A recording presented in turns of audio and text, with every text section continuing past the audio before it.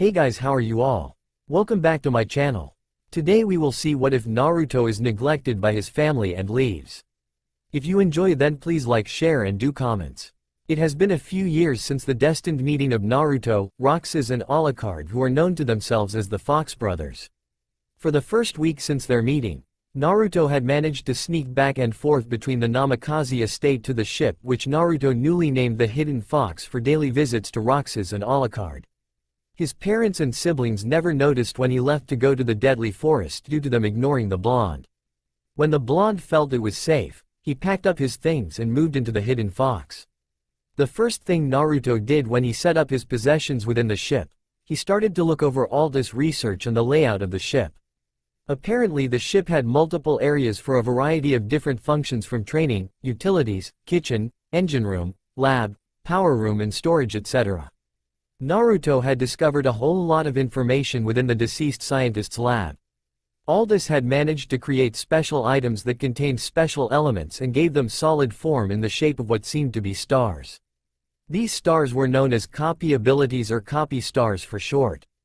These stars were very unique as their powers could only be used by those with relic or star energy within them.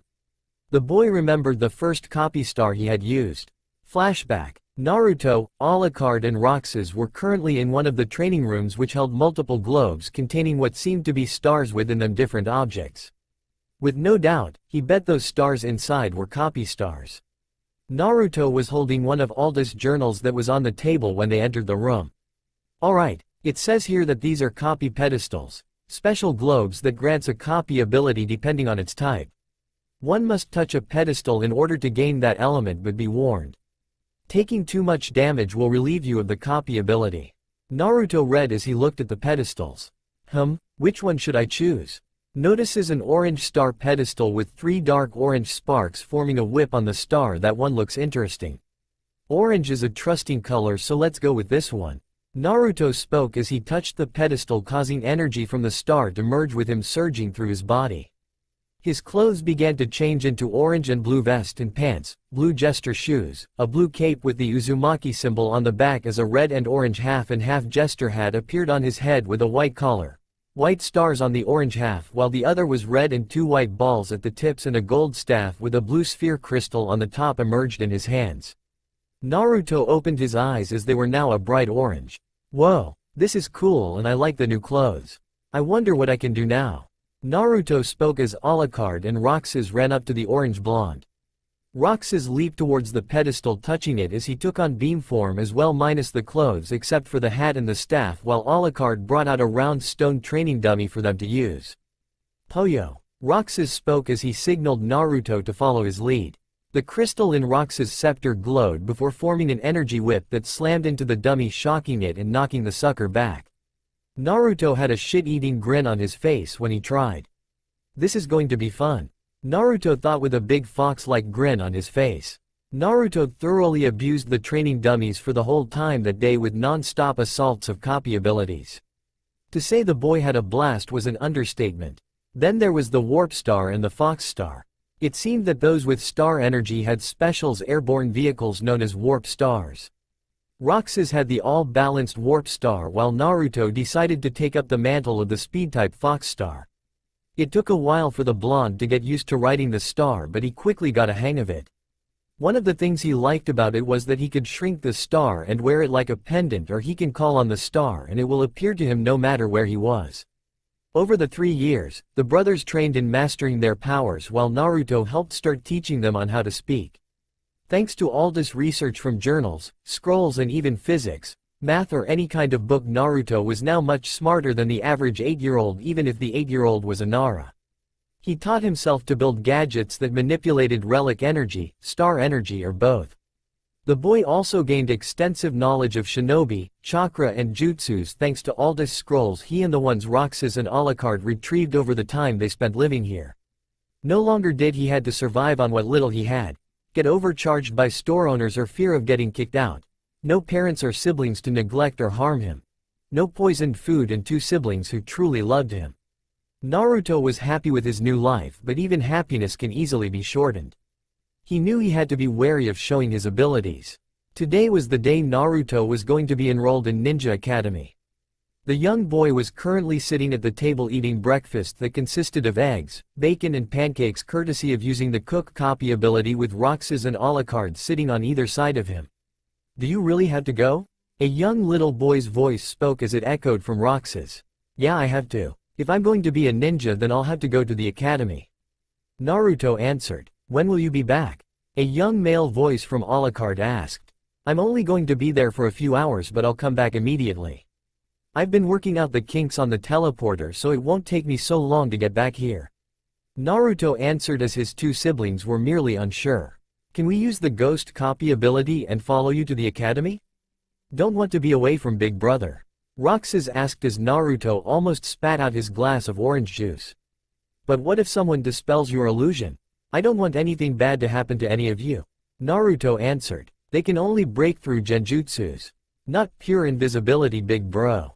Alucard stated as Naruto hit his head on the table muttering stupid. He looked at his brothers to notice they were doing that damn jutsu again. The jutsu used when they wanted to get their way. The dreadful puppy dog eyes jutsu. Alucard doing it was adorable and cruel, but Roxas surpassed them all that it was inhumane. Naruto broke like a twig. Alright, just stop. I can't handle those eyes. You can come with me, but you have to stay invisible the whole time and to not cause any trouble. If you're good, we'll go out and do some pranks together, then enjoy some Ichiraku ramen. Naruto spoke as those puppy eyes were gone and were replaced with joy and excitement. Yay! Ramen! Ramen! Ramen! The duo cheered as Naruto chuckled and watched them run off to the copy ability room. Not even 2 minutes later, the duo had came back in their ghost-like forms.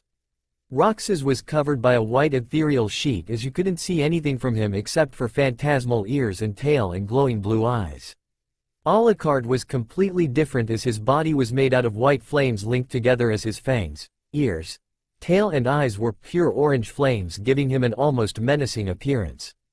Geez, you guys are quick. Let me get changed into my clothes and we'll head out. Naruto spoke as he finished eating and went to get dressed. He came out a few minutes later wearing a blue shirt, orange and black striped coat over the shirt, blue jeans, type of pants that currently don't exist in the ninja world since it's made from a different fabric than they typically use, blue combat sandals and visor like black shades around his neck. Alright team, let's move out. Naruto spoke with a smile as his two ghost-like siblings became invisible and disappeared out of sight along with the young blonde. Naruto appeared in front of the gates to the forest he called home and headed for the academy with his ghostly siblings following him from the distance. The young blonde continued his way through the village, earning looks from the villagers and hearing their faint whispers. Look, it's the demon. Why is it so happy? Someone needs to put that monster in its place. Multiple whispers echoed through the crowd of people only for a harsh gust to blast past them, knocking purses and small objects into the air while sending women's dresses and skirts up quickly. This was the result of Roxas and Alucard rushing past the people and manipulating the air to make a great gust of wind. They didn't like anyone disrespecting their older brother. It took a while before Naruto had made it to the academy doors and entered the building.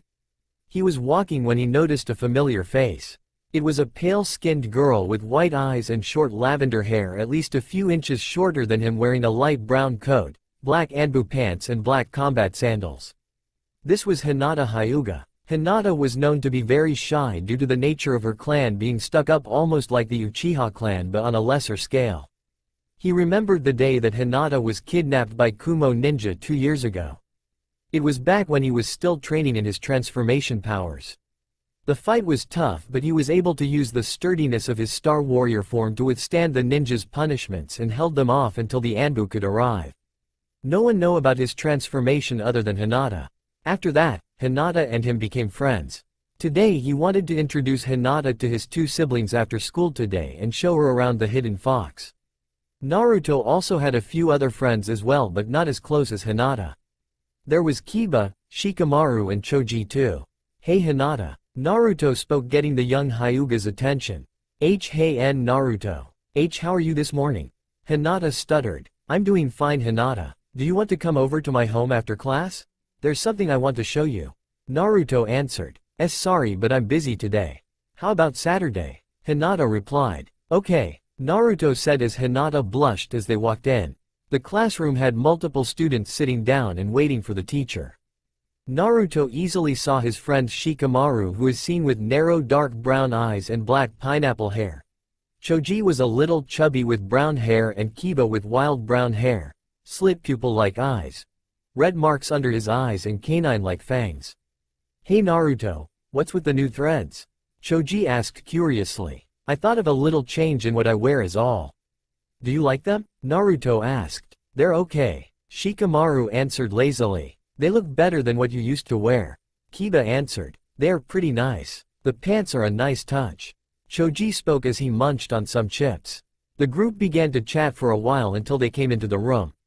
Naruto's former siblings, as he refers to them, Menma and Naruko, had walked in.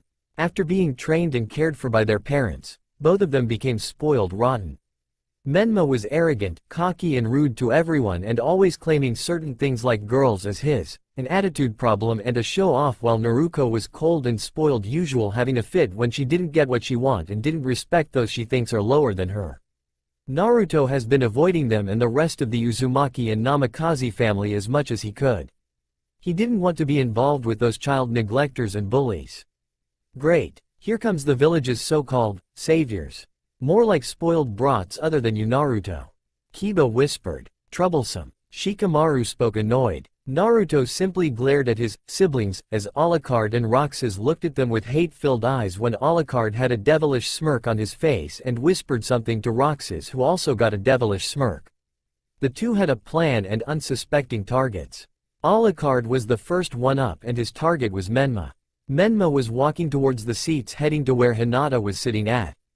Alucard flew in front of him, placed a custard pie on the ground and then tripped Menma's leg, causing the redhead to fall and his face land in the plate full of custard. At that time, Roxas flew over to Naruko and let loose a strong gust that caused the girl to spin while her dress flew upwards, showing her panties to the boys before she fell to the ground in a daze, the same time Menma had fallen by these invisible pranksters.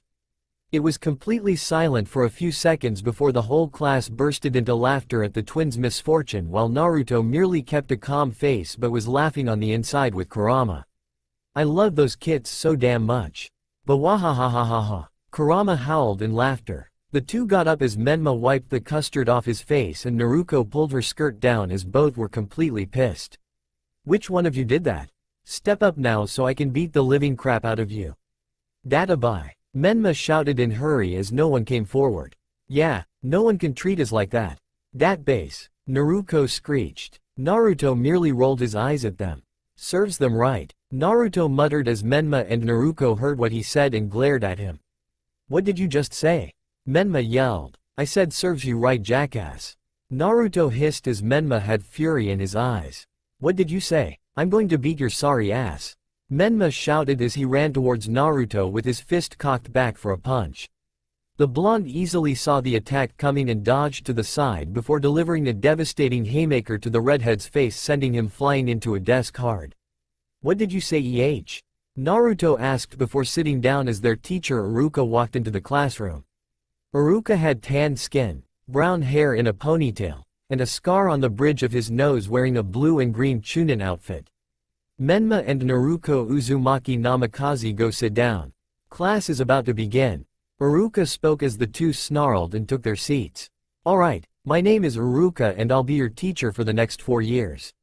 I'm going to call out names and I want you to answer when your name is called." Iruka spoke, taking a notebook. "Many names later. Naruto Uzumaki Namikaze?" Iruka asked. "Here, but it's Naruto Vargas now. I don't want to share a name with bullies and child neglectors, especially since they denounced me as clan heir." Naruto spoke as Iruka visibly flinched while Naruko and Menma were pissed. How dare he change his name? He already changed his hair color, but now that bastard is disowning us. "I'll kill him," Menma thought angrily. That piece of shit changed his name? Who cares about him? He's not being trained by mom and dad, so he is nothing but a nobody. I'll show him that he deserves to be forgotten, but first I need to find out where he's been hiding at. Naruko thought. I'm going to have to talk to the Hokage and Kushina about this. Iruka thought. Alright, first thing we're going to do is a little sparring session. I want to see how much you know about taijutsu or hand-to-hand combat. Then we'll go from there. So everyone head up to the roof.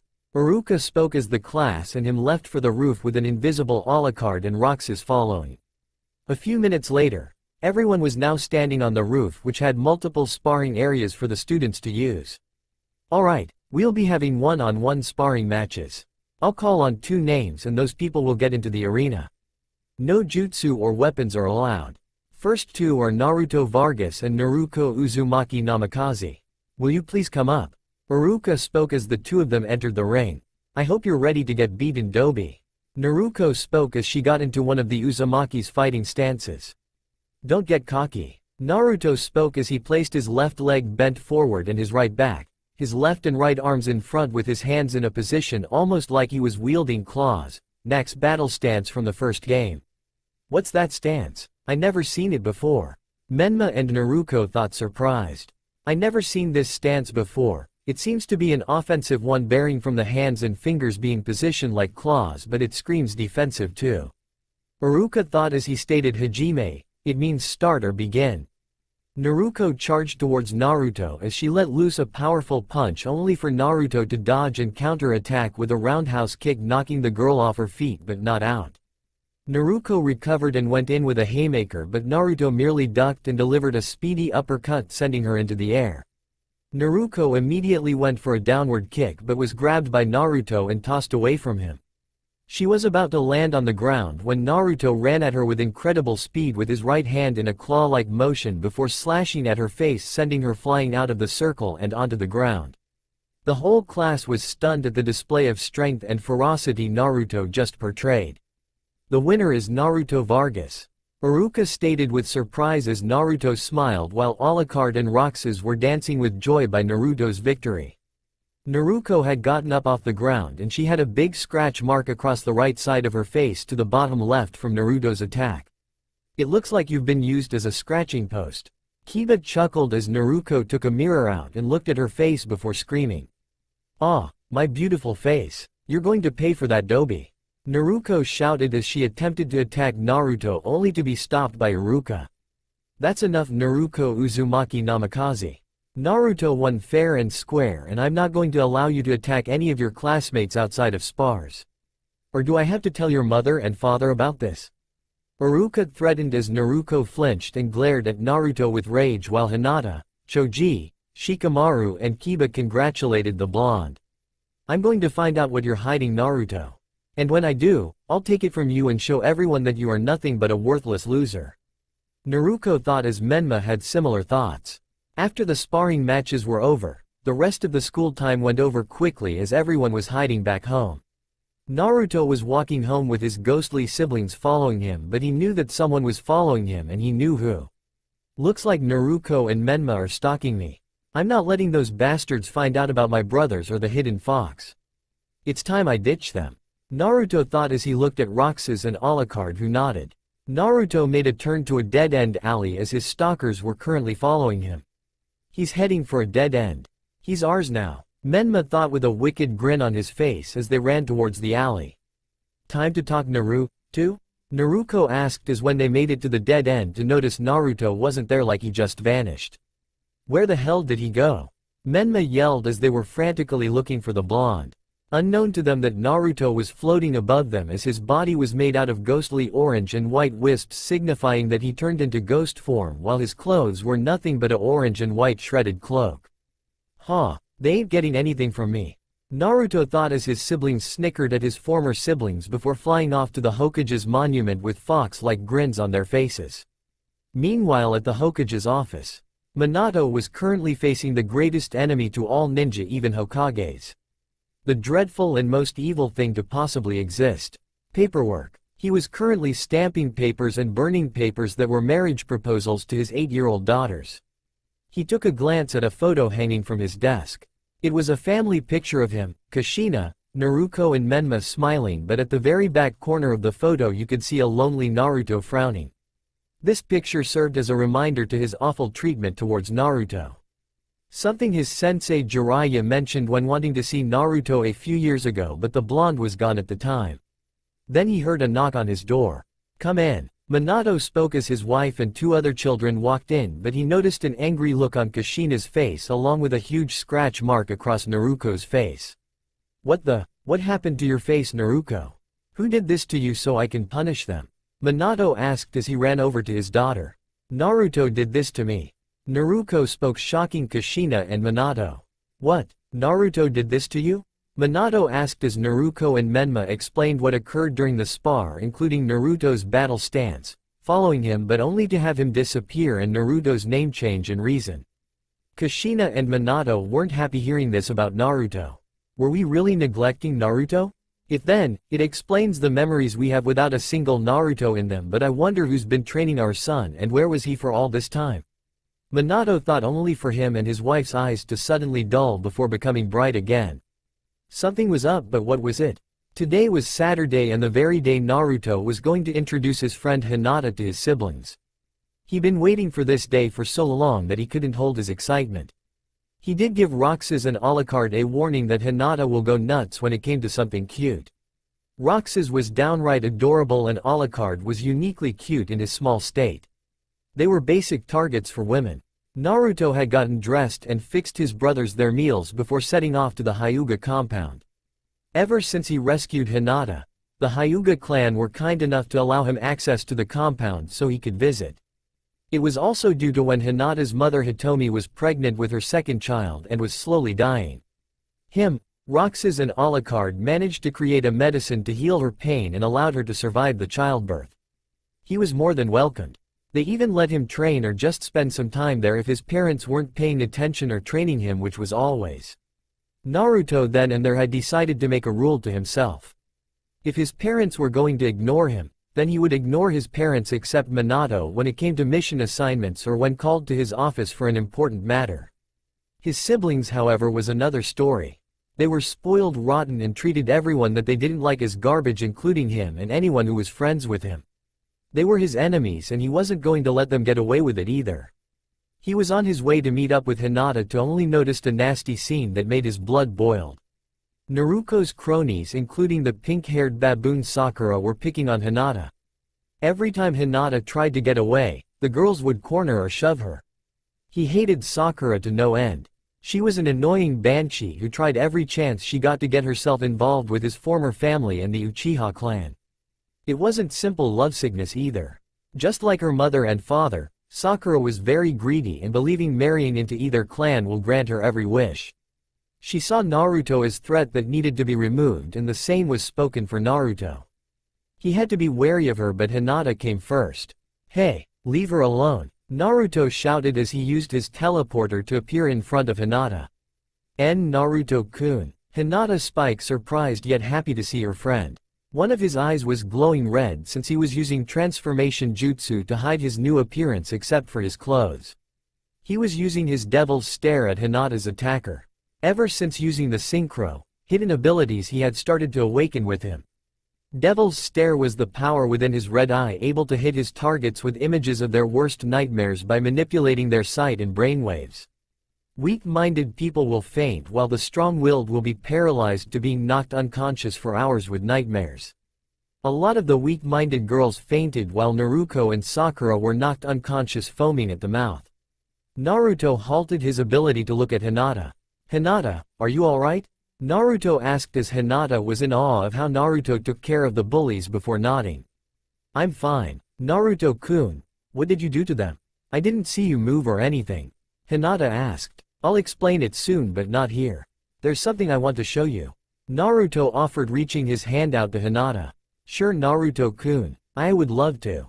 Hinata spoke with a blush, accepting Naruto's hand. "Hold on, my princess." Naruto spoke with a smile on his face as he activated his teleporter, warping himself and Hinata to the entrance of the hidden fox. "Naruto-kun, where are we?" Hinata asked, only for Naruto to lead her into the hidden fox. She was amazed seeing the inside of the ship as it felt so alien to her, but in a good way. "Big brother is back." A familiar voice shouted as Hinata and Naruto found themselves face to face with the two bundles of energy known as Roxas and Alucard. Hinata's brain had stopped working when she saw the younger Fox brothers. "Are you okay?" Roxas asked, only for Hinata to scream kawaii and hug the two relentlessly.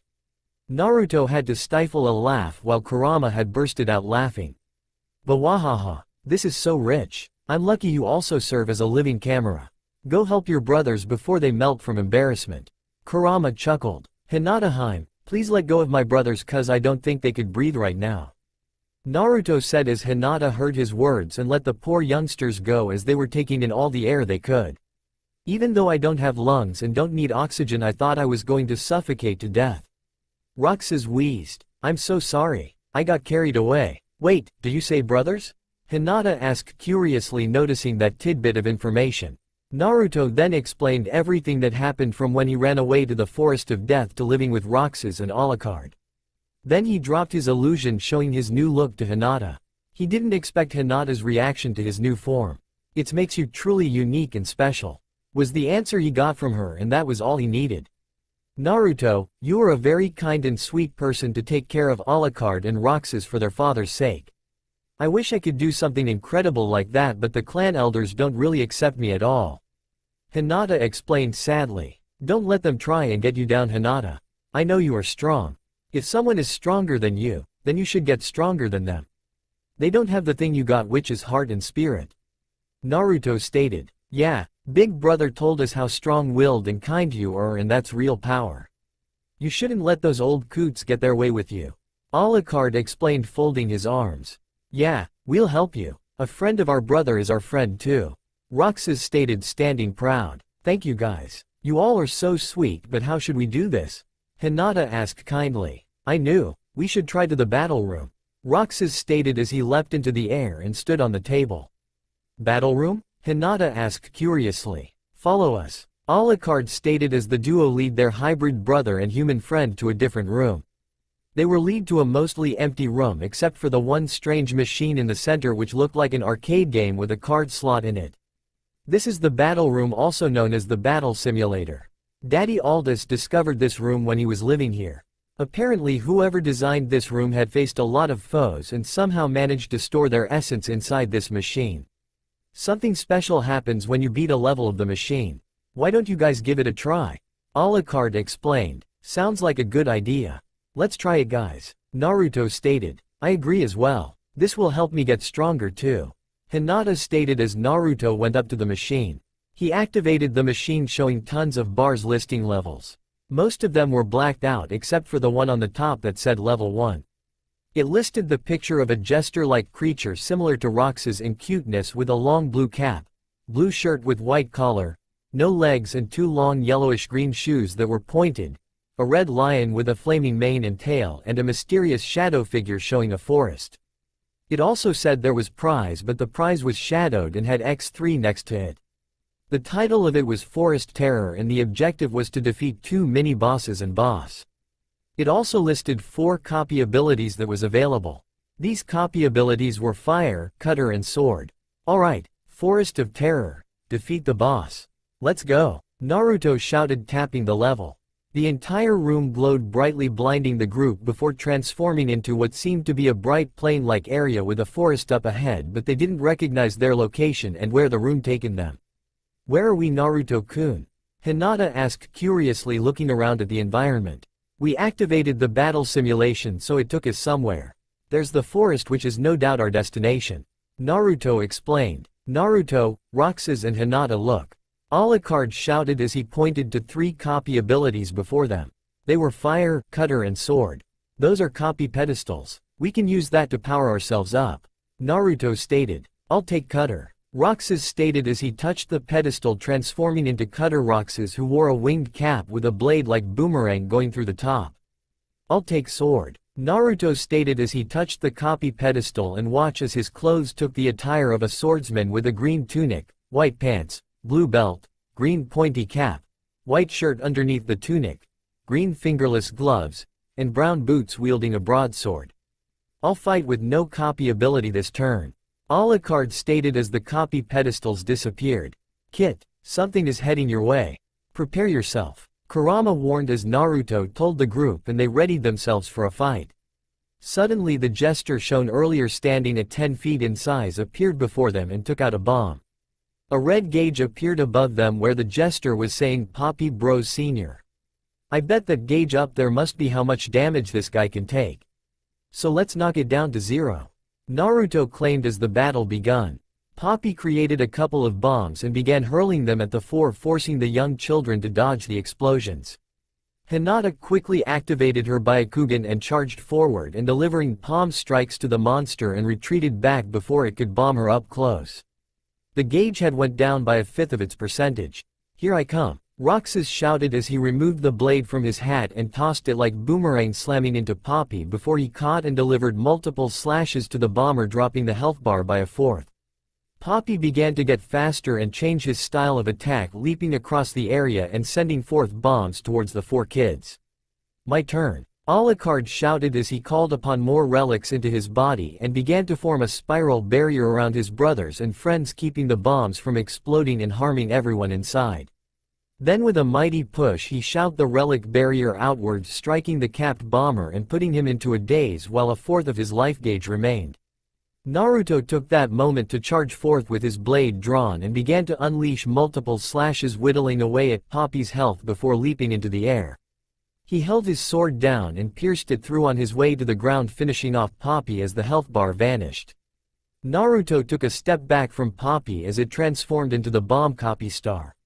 "Anyone feel about using the bomb copy star before we advance?" Naruto asked as Hinata stepped forward. "May I try, Naruto-kun?" Hinata asked curiously. "I don't know if it'll work, but go ahead and try," Naruto stated as Hinata touched the star.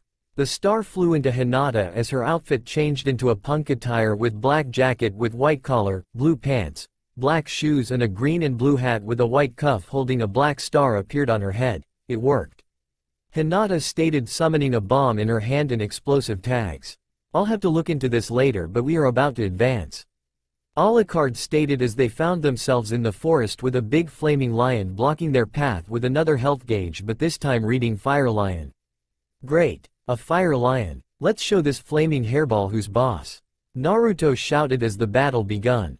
The fire lion pounced towards them in the form of a lion-shaped fireball, causing the group to leap away from the flaming feline.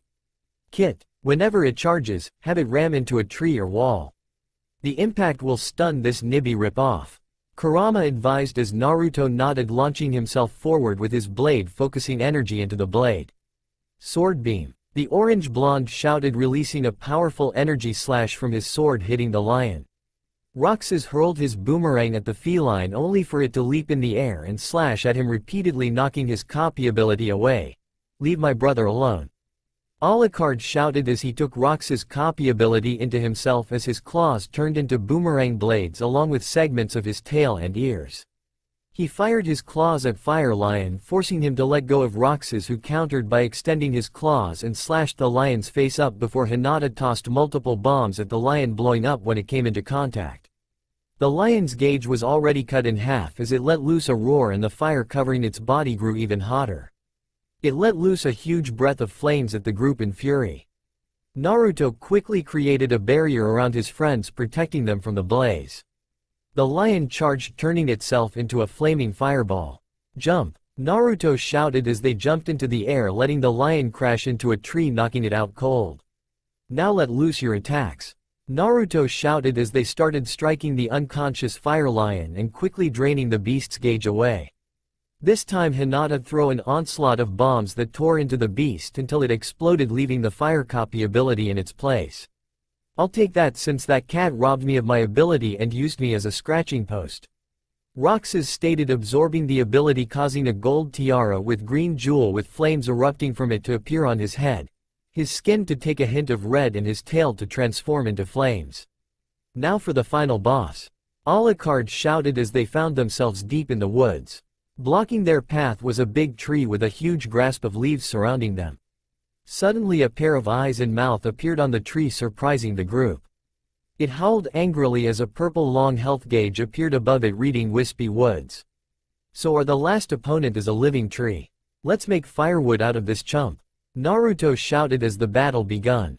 Giant apples and spike balls began to form on the tree branches before dropping towards Naruto and his team, forcing them to scatter. Naruto spun into a circle motion with his sword out, turning into a slicing spinball that cut against Wispy's tough trunk, while Roxas let loose a fire breath, scorching the tree. Wispy retaliated by letting out a huge gust of air, blowing the two brothers away from him. Hinata quickly caught the two before they ended up crashing into the forest life. Alucard quickly fired off his claws while Hinata had thrown some explosive tags towards the giant tree. Wispy was then assaulted by explosions and blades, doing quite a bit of damage to the tree. Razor-sharp roots shot out of the ground, no doubt from Wispy, causing the group to scatter to avoid being impaled by the roots. "Take this," Roxas shouted as he turned himself into a fireball and rammed himself into Wispy, while Naruto had let loose another sword beam, reducing the health bar down to 1/2. Wispy wasn't happy as he grew until he was twice his size and was glaring heavily at the four. "You've got to be kidding me. Won't this damn tree stay down?" Naruto shouted, annoyed. Wispy moved his trunk closer before beginning to inhale, trying to suck in the Fox brothers and Hinata. "No way in hell are we getting eaten by a tree," Roxas shouted as they held onto the ground to avoid being caught in Wispy's suction.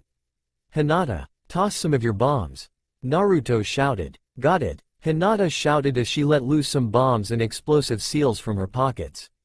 The explosive were sucked in as Wispy began chewing on them before they exploded in his mouth, dropping his health all the way down to 100. "Time to end this," Naruto shouted as he tossed his sword at Wispy while ending his power-up.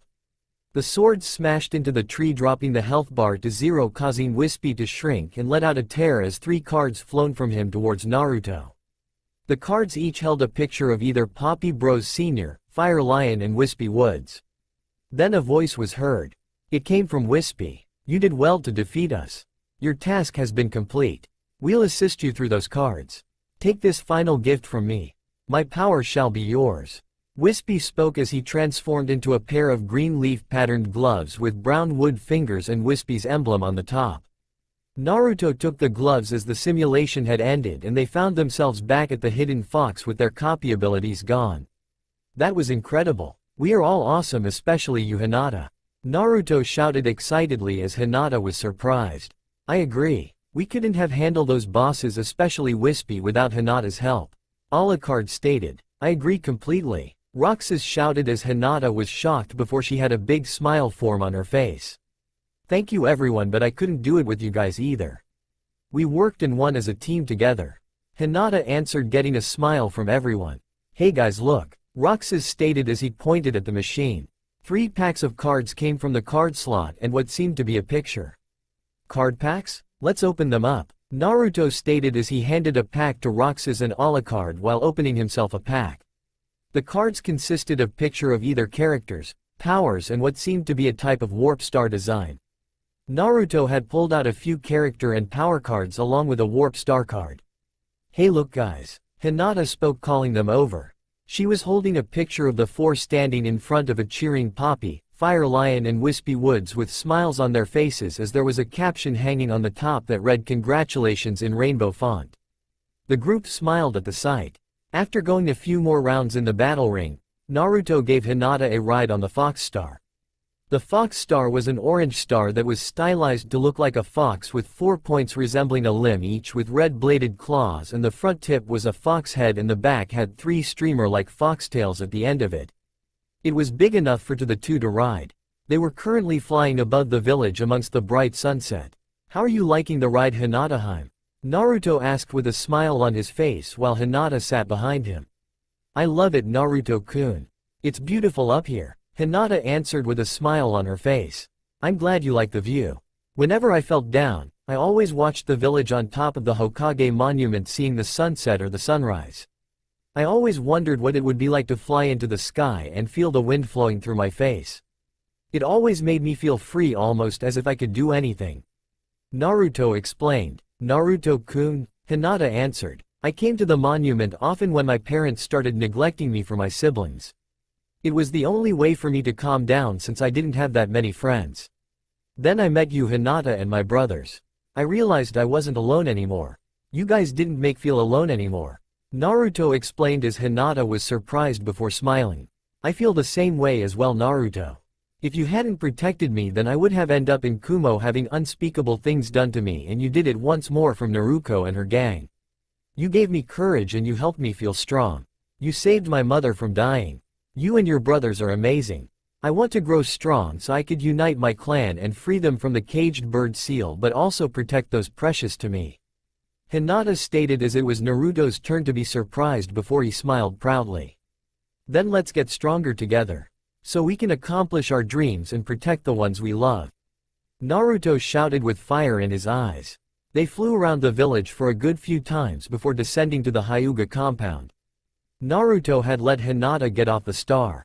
Thanks for the ride and everything, Naruto-kun. Today was really fun, Hinata answered. You're welcome, my princess. If you ever want to come visit, then tell me. My brothers and I would love to have you over. Until then, Naruto spoke. Good night, Naruto. Hinata answered. And good night to you, my princess. Naruto said, kissing Hinata on the cheek before flying back to the hidden fox. Today was a good day. It has been 4 years since Naruto and his brothers had revealed their secret to Hinata. The girl has been visiting the three brothers since, whether to train in the battle room or spending some time with the trio. Thanks to the brothers, Hinata got over her shyness and her will grew strong. Naruto had also began to make more friends in the forms of the Shikamaru, Ino, Choji, Shino, Kiba, Ten, Lee and Anko Mitarashi, who was special Jounin and the one who was in charge of the Forest of Death. Anko had known about Naruto sneaking away into the Forest of Death every day, along with knowing about his siblings before anyone else. She hated how Naruto was treated by his family and glad he found a place where he belonged amongst Roxas and Alucard. He was very grateful to her and she promised to keep anyone from knowing about his new family or his secrets. Naruto hadn't seen his parents or gotten anywhere near the Namikaze estate over the years, as well avoiding his former family to no end. Minato and Kushina hadn't even noticed he was still missing from the estate. He easily wondered how many years would it take for them to realize he left their home and has been living in the Forest of Death for years. He stayed away from Naruto and Menma since he didn't want anything to do with them. Naruto still wore a genjutsu when he went out since he didn't want anyone to notice his new look until he felt ready to show it. The same thing also went for his brothers, who wanted to get stronger before revealing themselves to the village when Naruto passed the academy exam. So the three of them trained and worked hard each day to be ready when the time will come. Naruto invented new gadgets for use on the field. They worked on their stealth since Orange draws a lot of attention to themselves. They boosted their speed, worked on their strength, endurance, strategies, knowledge and brand new techniques to do separately or together. When they weren't training, they were relaxing and doing things together. Now time had finally come and the trio were ready to face it together. It was early in the morning as the sun began to rise over the village. Standing above the tallest branch and the tallest tree in the Forest of Death were Naruto, Roxas and Alucard. Alucard had decided to introduce some relics into his body, so he took the form of a young teenage version of himself that stood at 5 feet 6 with a metal plate on the block that represented his neck with a leaf carved into it. Roxas had grown a few inches as his claws were visible now. His whisker marks were broader. His eyes were now sharp with intelligence and wisdom.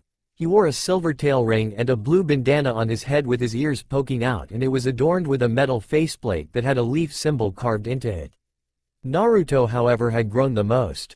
Due to the synchro and a healthy diet, the boy had grown like a weed.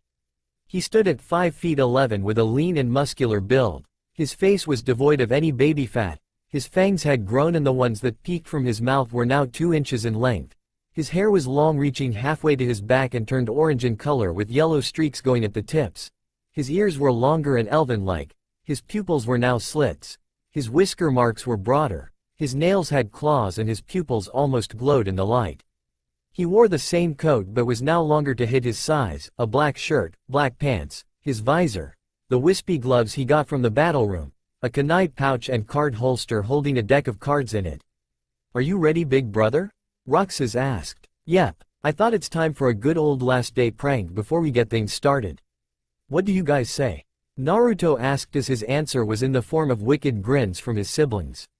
Meanwhile at the academy, everyone was seated in class except for Naruto. Iruka was doing roll call, going through the list of students while the class was talking amongst themselves.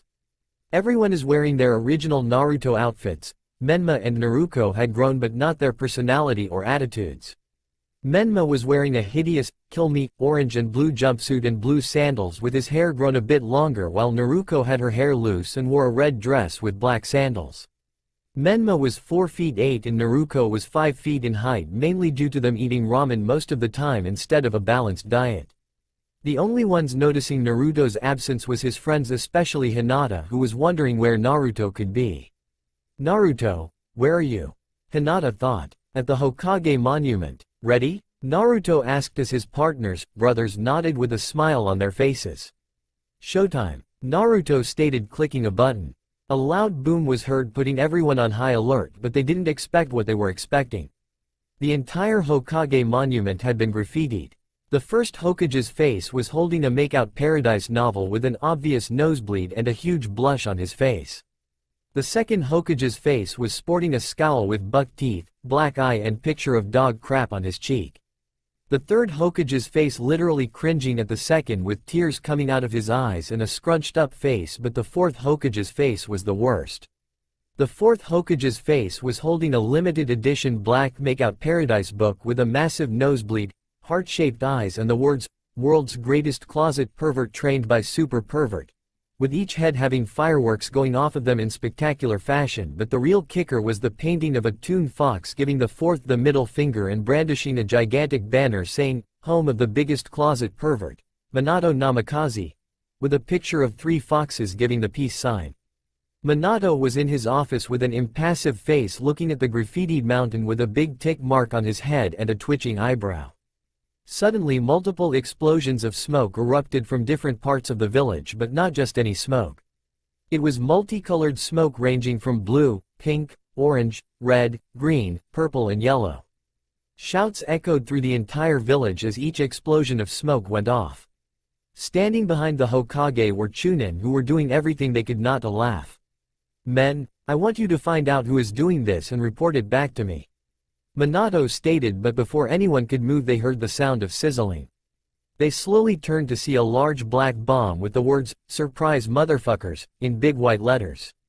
No one had a chance to leave as the bomb exploded, and the only thing they saw was pink, and shouts were heard along with a camera flash.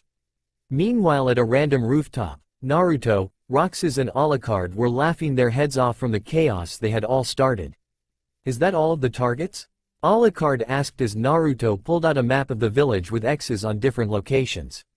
"I just unleashed the payload in the Hokage's tower. That is about every ninja and civilian council location done, including clan estates except for the Hyuga, whose targets are the elders and a few members of the Uchiha who aren't arrogant pricks," Roxas stated. "The only thing missing is a specific person," Naruto stated as they suddenly heard a voice that raised a chill up their spine. "Naruto?" A familiar voice spoke as they turned around to see Iruka was standing behind him looking absolutely peeved. "That's who?" Naruto shouted as all of a sudden Iruka found his cheeks kissed by Roxas and Alucard and his lips kissed by Naruto before the three scattered. "Naruto!" Iruka howled as he went after the trio. 15 minutes later at the academy. Everyone at the academy had settled down after the giant prank set loose on the village. They were wondering who had set it off when the door had flung open. Iruka walked in holding a rope in his hands connected to a tied-up Naruto, Roxas and Alucard, who had big grins on their faces. They were surprised that it was Naruto who pulled it off, but were confused on the two strange creatures that one of their instructors had dragged in. The only one who wasn't confused or was rather annoyed was Sasuke Uchiha. Sasuke was also an enemy that Naruto had made over the years. The boy was an arrogant prick who thought being an Uchiha made him one of the elites. He always fought with Naruto over the spot of Rookie of the Year. He had been trying to find out Naruto's secrets since and tried to steal those secrets for himself, but he always failed in his attempts, either to the orange blonde disappearing from sight or his refusal to spill. He figured that the two creatures that were tied up with Naruto had something to do with his sudden change in skill set. Then Mizuki had walked in. The man was covered in head to toe with pink paint that even drenched through his underwear, and he looked extremely peeved. He also hated Naruto, but had the same reason as most of the villagers. Since Naruto held the soul of the fox, the villagers treated him like garbage, believing he was the fox reborn, and thought if they hurt Naruto then they were hurting the fox as well. "Iruka, someone pranked the entire village," Mizuki shouted. "Yeah, and I caught the prankster or pranksters red-handed," Iruka stated, pointing to the tied-up Fox brothers. Mizuki glared at Naruto with pure hatred and to his siblings as well, not that he knew, of course. "Alright Naruto, explain yourself, and who are the two with you?" Iruka asked. "Sure, I decided that for my last day before graduating that I should test my skills by pranking the entire ninja force of Konoha, including the 4th Hokage. The two with me are my brothers. Naruto answered, getting a gasp from everyone as the trio broke through their bindings and dusted themselves off. Hello, my name is Roxas and it's nice to meet you guys. I hoped you like the show we put on for you. Roxas stated, doing a flip and finishing it with a clawed peace sign. And my name is Alucard. It's nice to meet you soon-to-be graduates of Brother Naruto's class. We heard about you guys from Naruto and decided to join in on the fun with a last-day prank to end all pranks. As for our connection to your classmate, other than being brothers, we are mainly his companions to assist him in the trials ahead. If Iruka was the only one who managed to catch us, then a lot of the ninja need to work triple time on their duties except for Iruka. He deserves a promotion in my opinion. Alucard explained as he bowed to the class and Iruka. Don't worry about the paint, Iruka-sensei. I made sure that the paint will fade away in an hour after use, so no one will have to wash the stuff off, but if you don't want to wait, then use water and some soap and it'll vanish in minutes. I may be a prankster, but I don't make my pranks complete hell. Naruto stated. Fine, just go take a seat. Iruka stated as Naruto went to go sit next to Hinata while Roxas and Alucard stood behind them, causing a big grin to appear on Hinata's face. Naruto knew that the exams consisted of a written test, throwing test, taijutsu, genjutsu and ninjutsu portion to end it off. To say he was overpowered was a bit of an understatement. He spent a lot of times going through all this research in the battle room. He cleared over at least 32 levels, leaving the 19 levels left. He was more than ready for the test. An hour later, he managed to complete every single part of the exam except for the ninjutsu section. The written exam was easy once again due to all this research, and he completed it in 10 minutes tops. During the taijutsu portion, he gave Mizuki an instant ring out with a nice hard kick to the nuts, stunning the Chunin and allowing Naruto to give him a heavy punch out of the ring. The heavy punch was one of Naruto's relican techniques. By concentrating relics and relic energy into the main part of the attack can allow Naruto or Alucard the ability to shatter steel with a single punch, enough to destroy an enemy's shield or guard. Naruto replicated the technique for his human form by charging his entire arm with relic energy. The genjutsu section was easily aced for a good reason. Apparently relicans were immune to illusions and can reflect them back by creating a barrier of relic energy around them. Naruto had done just that and trapped the instructor in his own genjutsu. The throwing portion was a breeze since he practiced sniping using tips and techniques from some of his copy abilities like cutter, ninja and spear. He scored a 10 out of 10 for both portions and aimed for critical spots in the body that will lead to instant death. Now it was time for the ninjutsu portion of the test. The test consisted of performing the transformation, substitution and clone jutsu. Naruto knew if it was only the clone jutsu and no variants could be used, then he would have easily failed. He had too much chakra and not a good amount of chakra control for the clone jutsu, which will result with a pale, dead and sickly clone that was completely worthless, but luckily any variant was allowed for this one. Menma was up. He performed the transformation, turning into a good copy of Minato with a minor error in the eyes. Then he performed the substitution and used the shadow clone jutsu for the clone portion. Naruto did the same thing as Menma but transformed into Kushina with a minor error in the eyes. Now it was Naruto's turn. Alright Naruto, you're up. Iruka stated. Good luck big bro. You got this, was the answer he got from his two brothers as he smiled and walked up to the front. Transform. Naruto shouted as he performed the hand seal and was covered in smoke. He emerged looking like an exact copy of Alucard and with his body not connected like Alucard as well. Incredible. I was already amazed that a being like Alucard existed with his broken up body, but this transformation. It's not an illusion. It's real. Iruka thought, amazed. Naruto performed the substitution as Mizuki threw a paper shuriken at him. Naruto replaced himself with Mizuki with ease while still transformed. Naruto then dropped the transformation and formed multiple hand signs that the class didn't recognize. Mimic clone jutsu. Naruto shouted as burst of chakra expelled from his body, but this chakra was completely different. It was visible. What the hell? I can see his chakra. What the hell is this kid? Mizuki thought with a glare. The chakra formed into clones of Naruto, Alucard, Roxas, Iruka and Hinata. Naruto. What was that jutsu you just did? Iruka asked amazed. It's a jutsu of my own creation. I call it the mimic clone jutsu. By utilizing my unique chakra and special hand signs, I can create chakra clones of myself or anyone I have been in contact with. I have to familiarize myself with the person's chakra in order to create a clone of them, and these clones won't go down unless they suffer a death strike that kills a normal person. So far only I can use this jutsu due to my special chakra. Naruto explained as he dispelled the clones. A lot of the students were either amazed, in awe, or downright jealous of the jutsu that Naruto had created. Roxas and Alucard looked really proud of their older brother. The jutsu was something all three of them had worked together on. It was a way that if they were separated, then they still had each other's back. It was a symbol of their bond. Naruto, Menma, Sakura and Sasuke were seething in rage and jealousy at the technique. How dare he throw me under the bridge with that technique?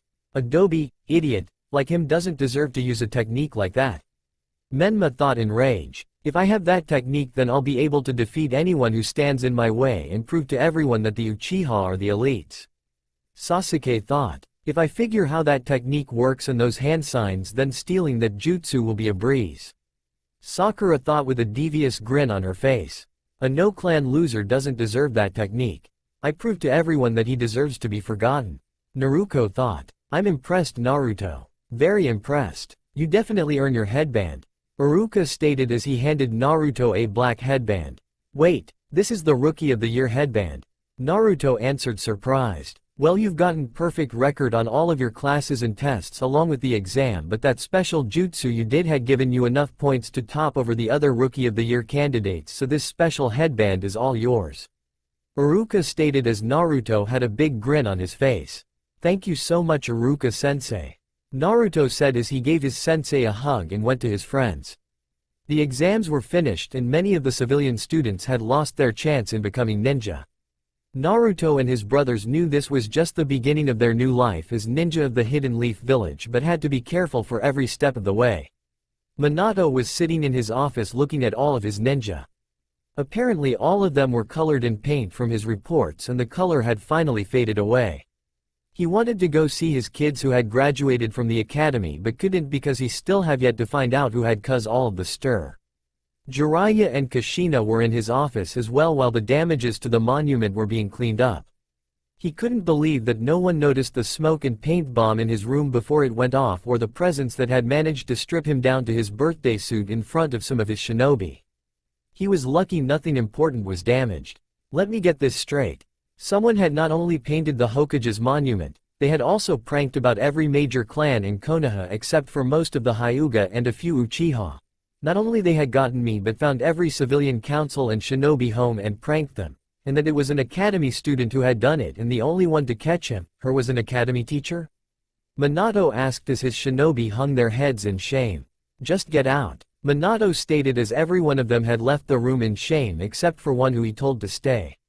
If his enemies got word on this incident, then Konoha would become the laughing stock of the entire elemental nations. Can you tell me who did it? Minato asked. It was your son. The Chunin spoke. Minato felt pride for his son Menma for pulling something like this off. Menma did this. Minato stated. No. It was your oldest son Naruto, but he also had some help in the form of two strange creatures. The Chunin explained, earning looks of surprise from Minato, Kushina and Jiraiya. Naruto did this? How? And what did he mean by strange creatures? Kushina thought. Do you have pictures of these strange creatures? Jiraiya asked. More than that. They appeared at the academy and said they were Naruto's companions. Both of them have fox-like attributes. They claim Naruto to be their brother. That's the only connection there is to Naruto, but nothing else. I heard their academy instructor and the one who caught them, Iruka Amino, is holding them until your arrival. The Chunin explained. Thank you. You are dismissed. Minato stated as the Chunin left. Strange fox-like creatures. Maybe Naruto has found himself a summoning contract. Do you know anything about this, Minato, Kushina? Jiraiya asked. No. In fact, we haven't seen Naruto either. Minato stated as a glazed look appeared in his eyes. I bet. After all, you've been focusing your time on Menma and Naruto. When was the last time you even spoke to the boy? Jiraiya asked as he knew something fishy was going on here. I don't remember. Do you Kushina-chan? Minato asked looking at his wife. His wife looked like she was going through shock. No, I don't remember seeing or talking to him until that big blowout we had with him. Kushina answered as she also had a glazed look in her eyes. That happened at least 8 years ago. You haven't been paying attention to your own son for 8 years. Jiraiya asked as he knew something was up. No one couldn't pay attention to all but one of their kids for over 8 years unless something had occurred. He noticed the glazed looks in their eyes. Could it be? Jiraiya thought as he placed his hands on Kushina and Minato's necks. I knew it. Time for them to break free. Jiraiya thought as he pushed chakra through his hands into Minato and Kushina. A seal appeared on before their necks before disappearing along with the glazed look. What happened? Minato asked. Someone had placed a seal on your necks to forget your son Naruto. I managed to break them. Jiraiya answered. Then Kushina broke down into tears. I forgot my own son and I couldn't do anything about it. It was like watching through a mirror and I couldn't control myself as I beat him. Kushina sobbed as Minato was just as disturbed because he remembered doing those things to Naruto and the worst of it they had done it for 8 years. Who placed that seal on us? Minato asked. I don't know but they didn't want you to have anything to do with Naruto but it was elaborate to work and conceal itself but not to withstand a mere insertion of chakra. Jiraiya explained. What are we going to do? Kushina asked as she felt so lost. The best thing to do is try and apologize to Naruto and make things up to him. Try to get him somewhere private and explain about the seal but other than that be wary. I'll look into the seal and who wants Naruto to be out of the picture. Jiraiya stated as Kushina and Minato had gotten up and reposed themselves. Let's go make things up to Naruto. Minato stated as the two left for the academy while Jiraiya left to investigate. Naruto was sitting in the classroom with Alucard and Roxas since Iruka insisted of them staying behind for some reason. The brothers knew it must have something to do with the Hokage since they had pranked him and his entire ninja force. Hinata wanted to stay behind but Naruto insisted that she should meet up with her family. Since they were the only ones there except for Iruka, Naruto asked if they could play some cards while waiting. Iruka didn't mind so the four of them were playing cards with each other not noticing Minato and Kushina entering the room. Wow, you're pretty good at this game Mr. Iruka. Roxas stated placing a card down. Why thanks. You and Alucard aren't bad either. I've only played with Naruto when he gets the chance to ask. I should introduce you guys to Shogi. I bet you'll give the Nara clan a run for their money and skills alone. Iruka stated. Well when you are living on your own with two misfit brothers then you have a lot of time on your hands. I mean when I was younger, I always wished to do things with my family like going out, playing board games or even train together.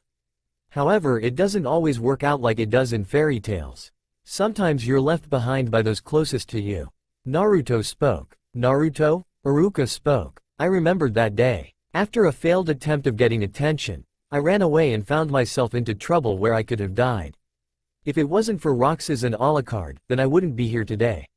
They made me feel like I truly belong and gave me courage again.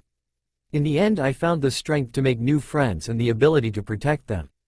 Naruto stated. Suddenly he found himself being hugged. He thought it was from his brothers but the hand didn't feel like stone or was stubby and he knew his brothers didn't have red hair. Kushina was the one hugging him with tears in her eyes. Kushina-sama? Iruka asked surprised. I'm so sorry Naruto. I never wanted to forget about you like this. I didn't want to hurt you. Kushina cried as she hugged him even tighter. Suddenly he felt her grip loosen and noticed Naruto was gone. Naruto? She asked before she noticed that Minato and Iruka were looking at something in her lap. It was a yellow-orange puffball like Roxas in species and size but this one had orange spiky hair that went down his back, two fangs sticking out his mouth, whiskers marks, a black Konoha headband, Naruto's jacket but shortened to fit his size along with his shirt and shoes. Oh god, I felt like I was going to suffocate to death. The puffball stated with Naruto's voice. Naruto? Minato choked as the puffball looked at him with a glare. Who else did you expect jerk? Naruto stated as he backed away from Kushina who looked like she was trying to suppress shouting kawaii and hugging him to death. What's going on? Iruka asked. That's just one of Big Bro's transformations. He can transform between 3 forms without the use of hand signs. Alucard stated. Hey, it was either transform or suffocate. Naruto shouted annoyed before transformed back into his human form and dusted himself off. Now what do you two want? Naruto asked coldly, folding his arms. Naruto, we came here to apologize for neglecting you for all these years. You didn't deserve to be thrown to the side, but it wasn't like we had any choice or control of ourselves. Minato explained. Bull, I don't believe you one bit. Naruto stated angrily. We're telling the truth. Someone did something to us and we couldn't control our actions because of it. I never wanted to hurt you at all. Kushina cried. If you are trying to get me back into the family, then you are already too late. I'm not your blood anymore. Naruto stated, surprising the three. What do you mean, Naruto? Iruka asked. Release. Naruto said as he released the genjutsu on himself, showing his new appearance to the three. 8 years ago, after Roxas and Alucard had saved me from getting eaten, they had taken me to their home. It was an old bunker that had been deserted for a very long time. And there were 2 scrolls left behind. The bunker belonged to a man named Aldous Vargas, who was Roxas and Alucard's caretakers and foster father. It explained on everything on how they met and thought of them as family to a special jutsu that could only be used once. The jutsu was to make him just like Alucard and Roxas in order to be closer to them, but he died before he could perform and sealed the duo away to save them from whatever killed him. Naruto began to explain. He asked that whoever read that scroll to take care of Roxas and Alucard and watch over them like their own. In a final act for the man, I performed his special jutsu, the Synchro Jutsu, and infused myself with some of Alucard and Roxas' essence, turning me into a hybrid of all 3 species. After that I lived with Alucard and Roxas in the old bunker all the way to today. Naruto explained. That explains the last name Vargas. You took the last name of their father in respect to him. Iruka stated. Correct. Now you've claimed that for those years that someone was controlling you. I have my doubts, but I know in this world of ninja nothing is impossible with me and my brothers as a prime example. That doesn't mean I forgive you just like that, but your concern is noted. I need some time to think about your words and actions. I'll give you my answer tonight at the top of the Hokage monument. By the way, I suggest you read Naruto's journal. Your daughter and son aren't what you think they are. Also, Mizuki is up to something, so deal with that as well. Naruto stated as him and his brothers vanished before them. The brothers had made it back to the hidden fox without causing any alarms. Naruto had left to his room, leaving a concerned Roxas and Alucard. I've never seen Big Brother like this before. Roxas stated. This is Brother's old family. They neglected him for years while his former siblings treated him like garbage. His life was hell compared to ours. Sure, Big Brother is strong, but remember he is still human and humans break easily in more ways than one. Alucard stated. True, Alucard, but I hope he's okay. Do you think what they say is true? That his parents were being controlled? Roxas asked. It'll explain why they didn't notice him leave the house or notice him at all for 8 years. However, this is Naruto's choice, but if I can add my opinion, then he should still try to reconnect with his parents. Sure, they hurt him, but they were concerned and not in control. Father left us because he wanted to protect us. I don't even think we could survive that long without the guidance of parents by our side like Big Brother, but we should at least stand by his decision. Alucard explained. Naruto was lying down on his bed, lost in thought. Kit, are you okay? Kurama's voice echoed through his mind. No, Kurama, I'm not. I don't know what to do. Naruto answered. Still thinking about what they told you today? Well, I believe they were telling the truth. Even I can sense the slightest of dark emotions from them. All I felt was guilt and sorrow. It does explain how even the 4th Hokage and the red-hot habanero didn't notice your disappearance until today, and I know that no human can be that ignorant. Kurama explained. I know. I didn't sense any lies in their words, but I don't know how to react. Half of me just wants to completely forget about them, while the other half wants to at least reconnect with them. Plus there is also my brothers. My choice also affects them, and I want them to at least have parents in a sense, and not until I marry. What should I do, Kurama? Should I forgive them or forget them? Naruto asked. It's not my decision, kid. Follow your heart. Ain't that what you humans say during situations like this? In fact, why don't you head to the battle room? There might be a mission there that might help you clear your mind. You've got until tonight, okay? Just hold on. Kurama explained. Thanks, Kurama. I'll just do that, Naruto said. Alright, kid. I'm going to take a nap. Good luck. Kurama answered as the connection was cut. Naruto walked out of the room and headed to the battle room. He activated the battle simulator and scrolled down through the missions when he noticed one. The mission was in red, as in it was important. It read, "Redeem the Fallen Queen," and the reward listed one unique pack of cards and a mystery prize. There was only 2 enemies to defeat. Redeem the Fallen Queen? I guess I'll do this one. Naruto spoke as he activated the level. He soon found himself in a palace located high above the sky. There was a big red door to the right of him along with 4 copy abilities. Bell, Beetle, Circus and Archer, but there was something else next to the copy abilities. It seemed to be a scroll. With curiosity he took it and began to read. If you are reading this scroll, then you are about to go against Sectonia. You need to know this before you go off to face her. Sectonia and I lived high above the clouds on multiple floating islands. We were best friends and cared for each other. We were unique amongst our people because we could perform magic unlike any kind witness. Mine was puppeteer and Sectonia's reflected her being in beauty. One day we found a strange mirror on the Odd Odyssey Island. This mirror was beautiful and special in some way, not only by its design. We took the mirror back to our home and let Sectonia gaze in it. How much a mistake it was. What we didn't know was there was an evil presence in that mirror. It began to change my friend into something she was not. Ruthless, cold and hurtful. She turned into a dictator and ruled the islands with an iron fist, and I thought we were still friends, but I realized that she was too far gone. A hero did manage to defeat her, but I'm afraid her soul still isn't at peace and that the darkness of that mirror still has her in its grasp. I beg you, please save Sectonia from the evil of the mirror and redeem her soul. From Taranza, was what the note read. I'll do just that, Taranza. Naruto spoke as he put away the scroll and headed towards one of the copy abilities. He knew this was going to be a tough fight, so he needed an ability that could deal some deal and take a lot of damage. He gazed upon the Beetle copy ability. Beetle will give me an edge in strength and defense. I'll be needing it against Sectonia. Naruto stated as he touched the copy pedestal. Dark blue light covered his body as his form changed within it before the light faded. Naruto had transformed into a beetle-like hybrid of himself. His skin had turned into dark orange scales with blue highlights that covered his entire body. His nose turned into a bottom horn for a rhinoceros beetle, with the bigger part of the horn coming from the back of his head to the front. His arms became insect-like with claws for fingers, while 4 others burst from his sides. A blue shell appeared on his back with the kanji fox where it hid his insect-like wings. His legs and feet became insect-like while his muscular density had doubled and his clothes had transformed into blue metal thin armor leggings with a black cloak around his waist. Only his hair and human-like face didn't change. It's time to face the queen, Naruto stated as he went through the doors and found himself in a throne room. A heart-shaped pink crystal was floating at the center and Naruto could feel the presence of being within it. No doubt it was Sectonia. The crystal was suddenly encased in darkness that began to take a shape. It transformed into a 12 feet tall wasp-like being.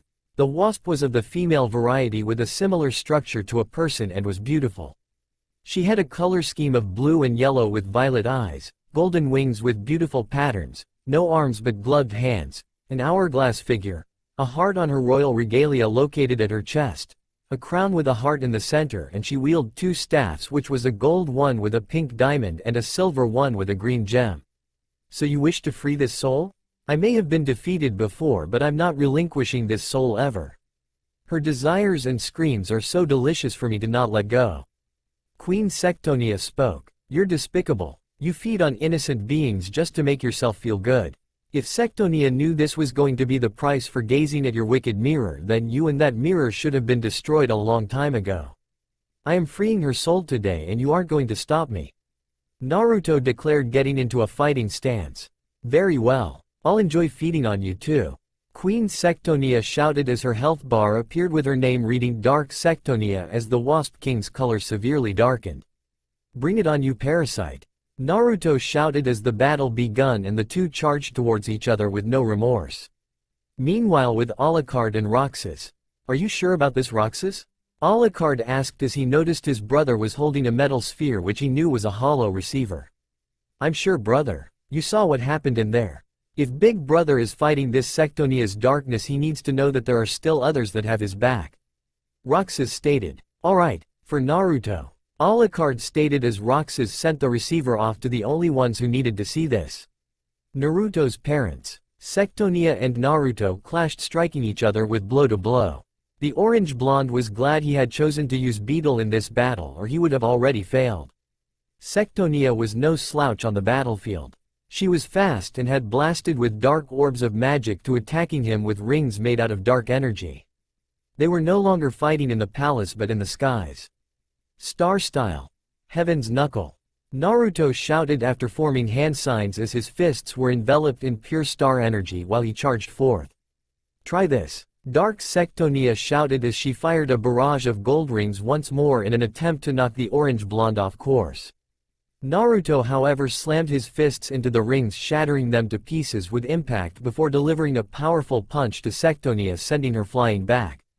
The Dark Queen recovered and fired a blast of dark lightning from her scepter as retaliation. Relic style. Horn of the Insect King. Naruto shouted as he imbued relic energy into his horn, causing it extend and hardened as he shot out like an arrow of light. He flew around, dodging each bolt of lightning that Sectonia fired as he got closer to her. She summoned 2 rapiers and charged forth to fight in an act of blades. The horn and the blades clashed for supremacy as neither of them were backing down. Why do you want to save this soul so badly? Why involve yourself in someone else's affairs? Dark Sectonia howled, trying to slice Naruto in two. Because I don't want to end up where I was. Lost in the darkness and stuck in the background. For the first 5 years of my life, I was neglected by my own parents and was left to fend for myself. If I was in her position, then I would have ended up like her until they came. My brothers pulled me out of the darkness and I realized I wasn't alone. You kept that from her and tried to destroy her own heart from the inside out. Her friend Taranza wanted her to be free, so I'll damn well going to free her. Naruto shouted as he broke through Dark Sectonia's blade and slicing the Dark Queen in two. The Dark Queen vanished into darkness, releasing the crystal from her grasp, allowing Naruto to catch it before it fell. Naruto held onto the crystal but noticed something was wrong. The simulation hadn't ended. Then he remembered. There were 2 enemies he was fighting. A huge mass of purple vines shot from underneath the clouds surrounding him as a massive stalk rose above him with a single black bloom. The vines ensnared him as the blossom opened. It revealed Dark Sectonia had merged with the mysterious stalk, becoming an insect-plant hybrid, as her main body was surrounded by massive black petals with yellow markings and her wings had become demonic in form, with her eyes glowing a sinister red. You're right. I should have let that insignificant girl go. I bet your desires and darkness taste absolutely divine compared to hers. I will instead feed on you for eternity. Dark Sectonia spoke as her gauge refilled and now read evil of Sectonia. Naruto could feel his very essence being drained from his body as the vines clenched even harder on him. Damn it, if this keeps up then I'm going to die and Sectonia will never be free. Naruto thought as his vision began to grow hazy dangerously fast. He thought he was finished when he heard it. Don't give up, a familiar voice shouted as he noticed 4 diamonds appear before him. The diamonds held images of Alucard, Roxas, Minato and Kushina. Naruto, you can't give up, Roxas shouted. We need you, brother. Alucard shouted. You're strong, Naruto. Don't let that overgrown weed take you down. Kushina shouted. Naruto, being controlled by someone else isn't an excuse for me to push you to the side, but you continued to fight despite the odds against you. You grew stronger than we've realized, not in strength or wisdom but in heart and soul. I want you to know that I'm proud of you and I'll never stop loving you. So fight, Naruto. Fight with everything you got. Minato shouted. Naruto opened his eyes as they grew sharper and burned with will and determination. I'm not going to give up. I realized how stupid I've been to not see what lies underneath the underneath. I now know I was lying to myself when I thought you didn't love me. But no more. I'm not ashamed anymore. Naruto shouted as he began to break through the vines that binds him. What? Evil of Sectonia howled as she couldn't understand where Naruto's newfound strength had come from. I am Naruto Uzumaki Namikaze and Naruto Vargas. He shouted, breaking through the vines. I'm not going to let you take my down because I have one thing that you don't have. Naruto shouted, performing hand signs for a jutsu. Mimic clone jutsu. Naruto shouted as a clone of Minato, Kushina, Alucard, Roxas, Kurama and all of his friends appeared beside him. I have people that will always have my back. The ones who help me belong in this world. They are my power and they are my strength.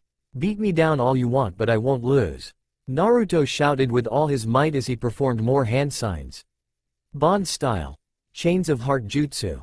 Naruto shouted as the clones created rainbow energy chains that shot at evil of Sectonia, binding her vines and form. I don't need this body to defeat you. Evil of Sectonia howled as she separated herself from the bloom, used her torso and wings to fly. Bring it, Naruto shouted as he flew once more, heading towards Sectonia. Eos, evil of Sectonia, fired multiple razor-sharp dark crescents at Naruto in a flurry. Bond style. Formation of unity jutsu.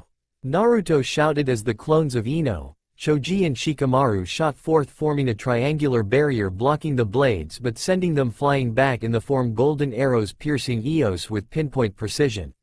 Eos then created clones of herself that flew towards Naruto in a fury. Bond style.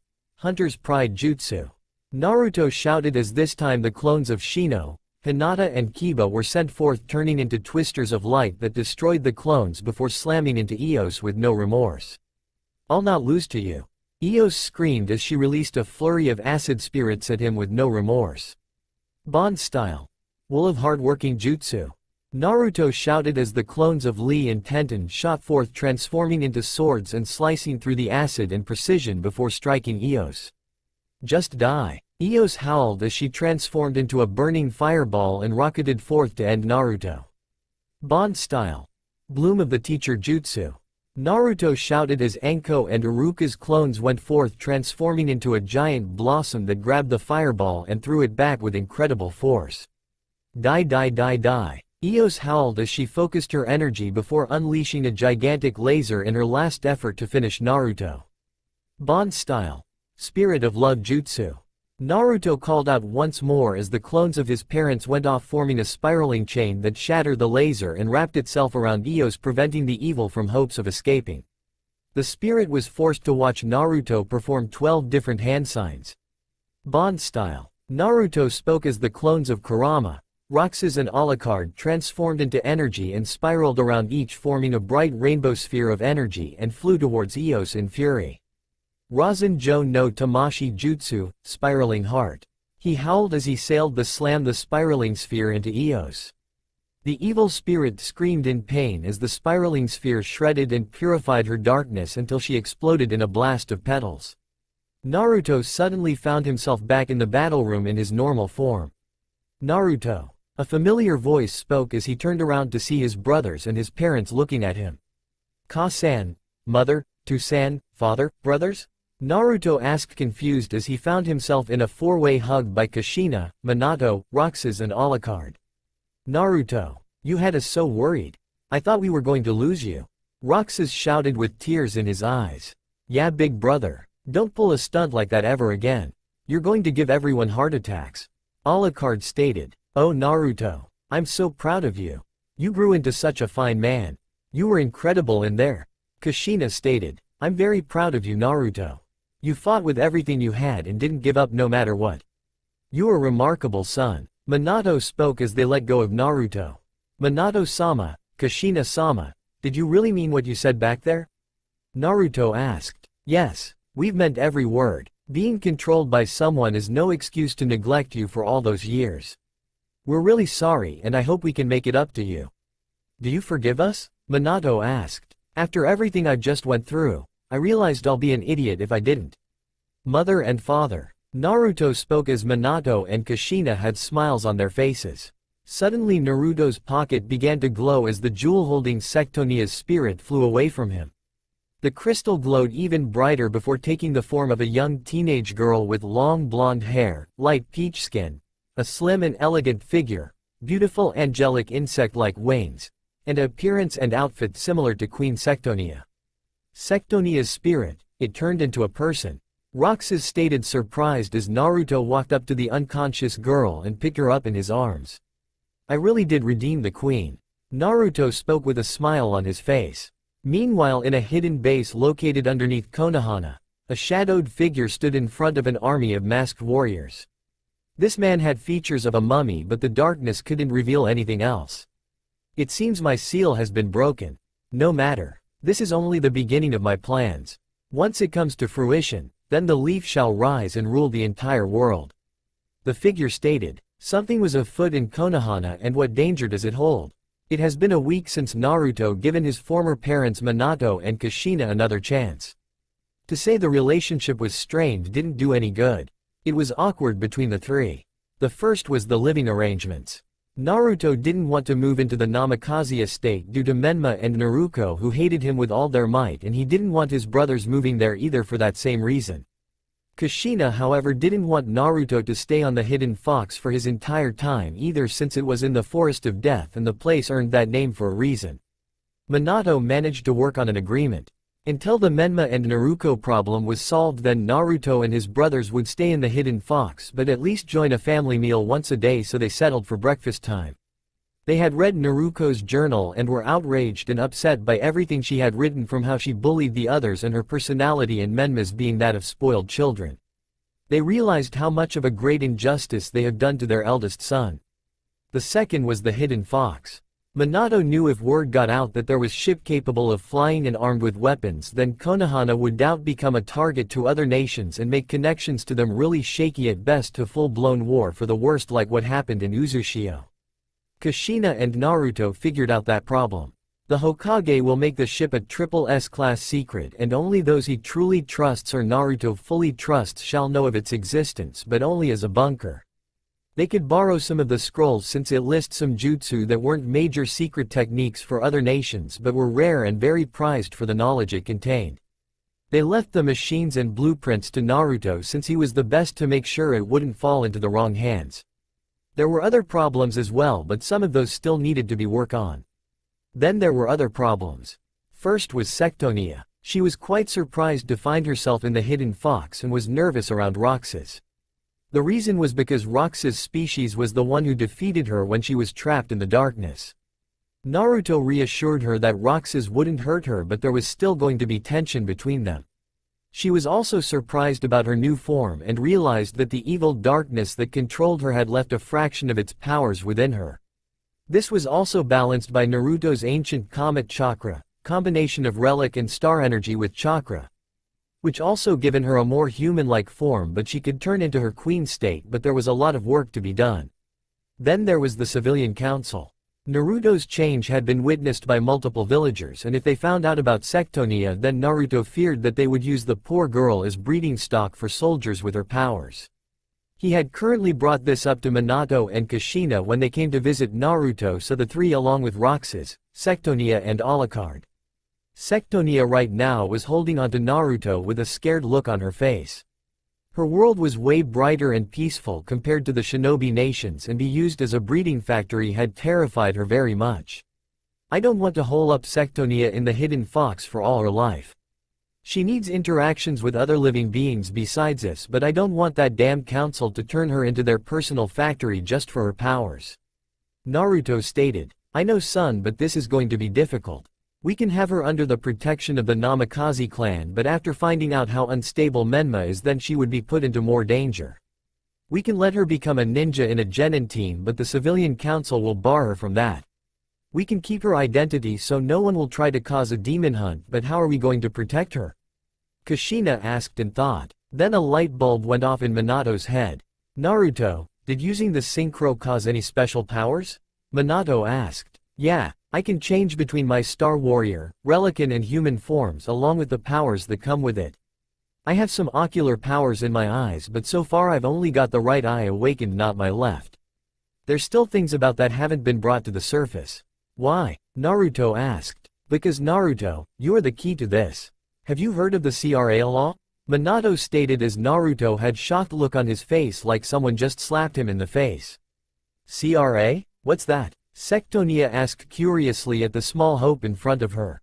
Clan Restoration Act. It's where if a member of a clan with bloodline limit or keke genke can take multiple wives, husbands, depending on the gender, to restart or start their clan and keep it from going extinct. Basically, Naruto is qualified for the CRA law and take you dear as a wife. That way the council can't claim you and you'll be protected. Minato explained as Naruto's and Sectonia's face blushed bright red. Wife? As in married? Sectonia stuttered, looking at Naruto with her face blushing red. Kurama's laughter could be heard from Naruto's head along with sobbing. Oh my god, my kid is growing up to be a man. Soon he's going to have a full group of beautiful vixens, get laid and have his own kits. The greatest thing is I've got a front row seat to the whole thing. Ahahahaha, my sides are hurting. Kurama bellowed as Naruto was so flustered that he couldn't cut the connection. How does taking so many girls going to restart or start a clan? Don't they come from storks? Roxas asked as Naruto felt himself petrify. He just realized that Aldous had not given them the birds and bees talk. Kurama was now laughing even harder than before. He looked at his parents who were stifling a laugh while his dad was giving him a look saying, "You're on your own. No way in hell am I going to give my brothers the talk, damn it. I'm too young for this crap already. Someone just shoot me now." Naruto thought as he heard Sectonia giggle at him. "Hey Roxas and Alucard, do you want to spend some time with me? I'm going to tell you a story." Kushina stated as Roxas and Alucard followed her into a different. It's going to be one of hell story though. Ahahahaha. Kurama laughed as Naruto managed to cut the connection and reposed himself while Sectonia did the same. It's the only thing that I could think of. It's really up to Naruto since he has the right of enacting it. Minato stated. Sectonia, I don't want the villages to treat you less than a living being, but you need to know that I won't abuse, rush or force you into this. You deserve care, love and respect. You should know that I'm willing to do anything to protect you and those who are precious to me. We can take things nice and slow. Naruto explained. Thank you Naruto. Let's do it. Sectonia answered. Can I let Hinata in on this as well? We both have feelings for each other and I don't want to break us up or anything. Naruto asked. Sure. In fact, the other day Hiyashi sent a marriage proposal for you to marry Hinata. Minato stated as Kushina, Roxas and Alucard walked into the room, but the three were surprised on how Roxas and Alucard didn't seem disturbed. Rather, in fact, they seemed really happy for a reason. What's with the smiles? I thought you guys would be disturbed after having the birds and the bees talk. Naruto asked, confused, thinking whether to be glad or worried. It was disturbing in many ways, but that's not what we're smiling about. We're smiling because of the little surprise coming on your birth month, Naruto. Alucard stated as Roxas was having a giggle fit. Surprise? What kind of surprise? Naruto asked. Soon we're going to be big brothers. Roxas bounced as the answer hit Naruto and Minato like a freight train.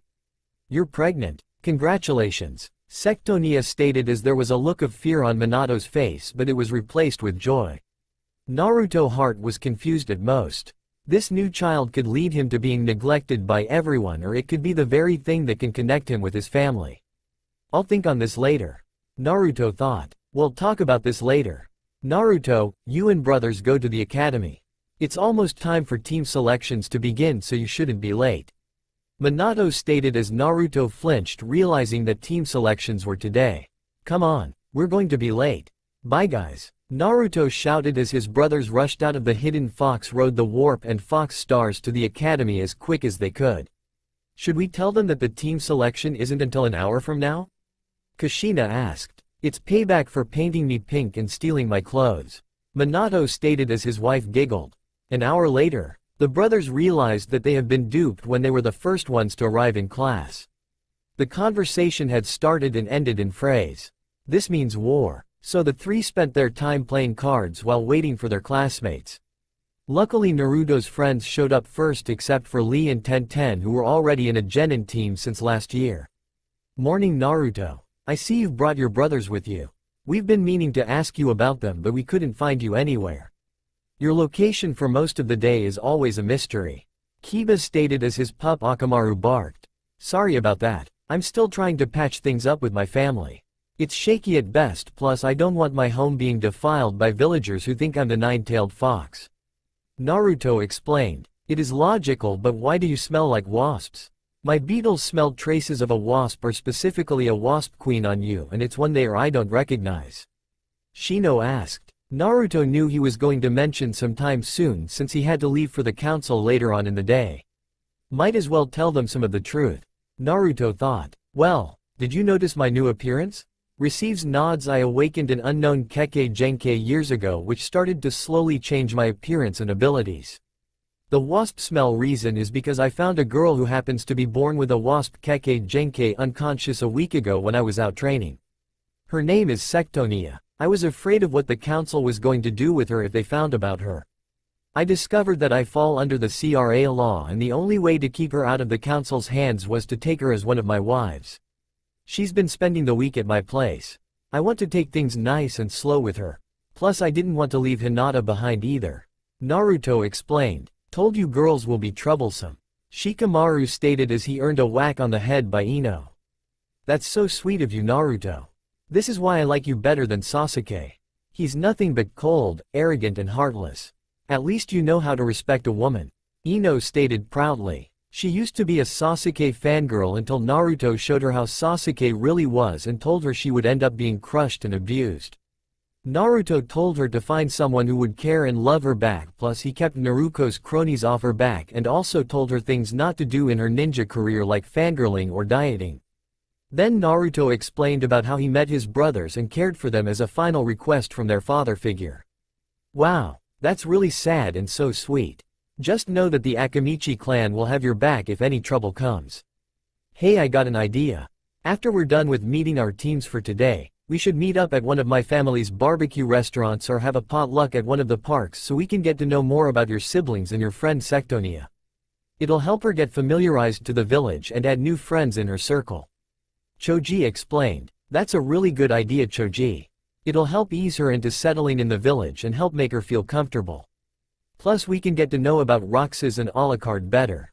Hinata stated. That's really fun. Let's did. Roxas stated, bouncing up and down repeatedly in joy.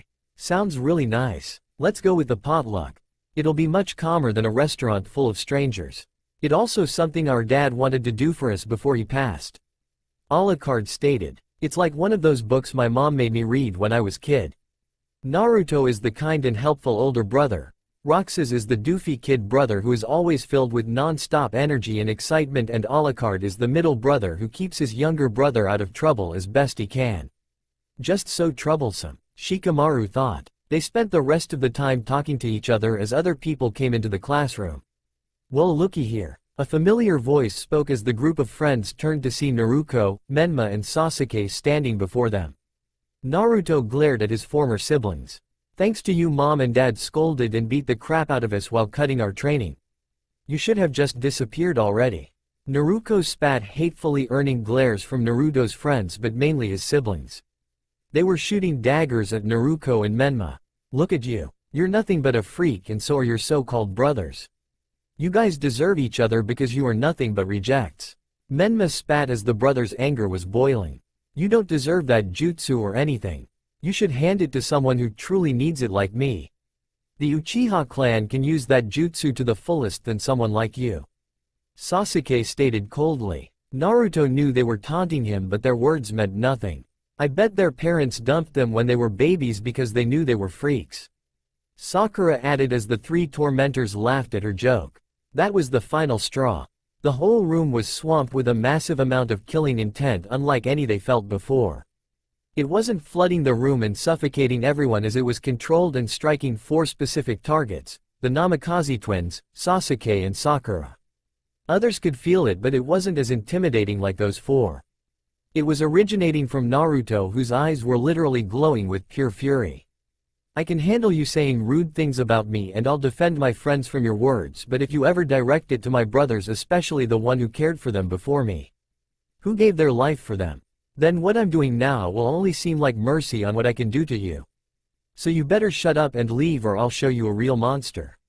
Naruto snarled as they noticed his teeth grew longer and sharp and his voice deeper and demonic with each word he spoke. The four were horrified at what Naruto could or might do to them, forcing to go to their seats and stay as far from the orange blonde as possible. Naruto calmed down as he felt his fangs shortened and his voice returning to normal. He realized long ago that when he used the synchro on himself that some of Kurama's essence had merged into him as well, since the soul was currently residing inside. Whenever he got angry, he always felt his teeth groan and turn sharp, while sometimes his claws extended and cheek marks broadened.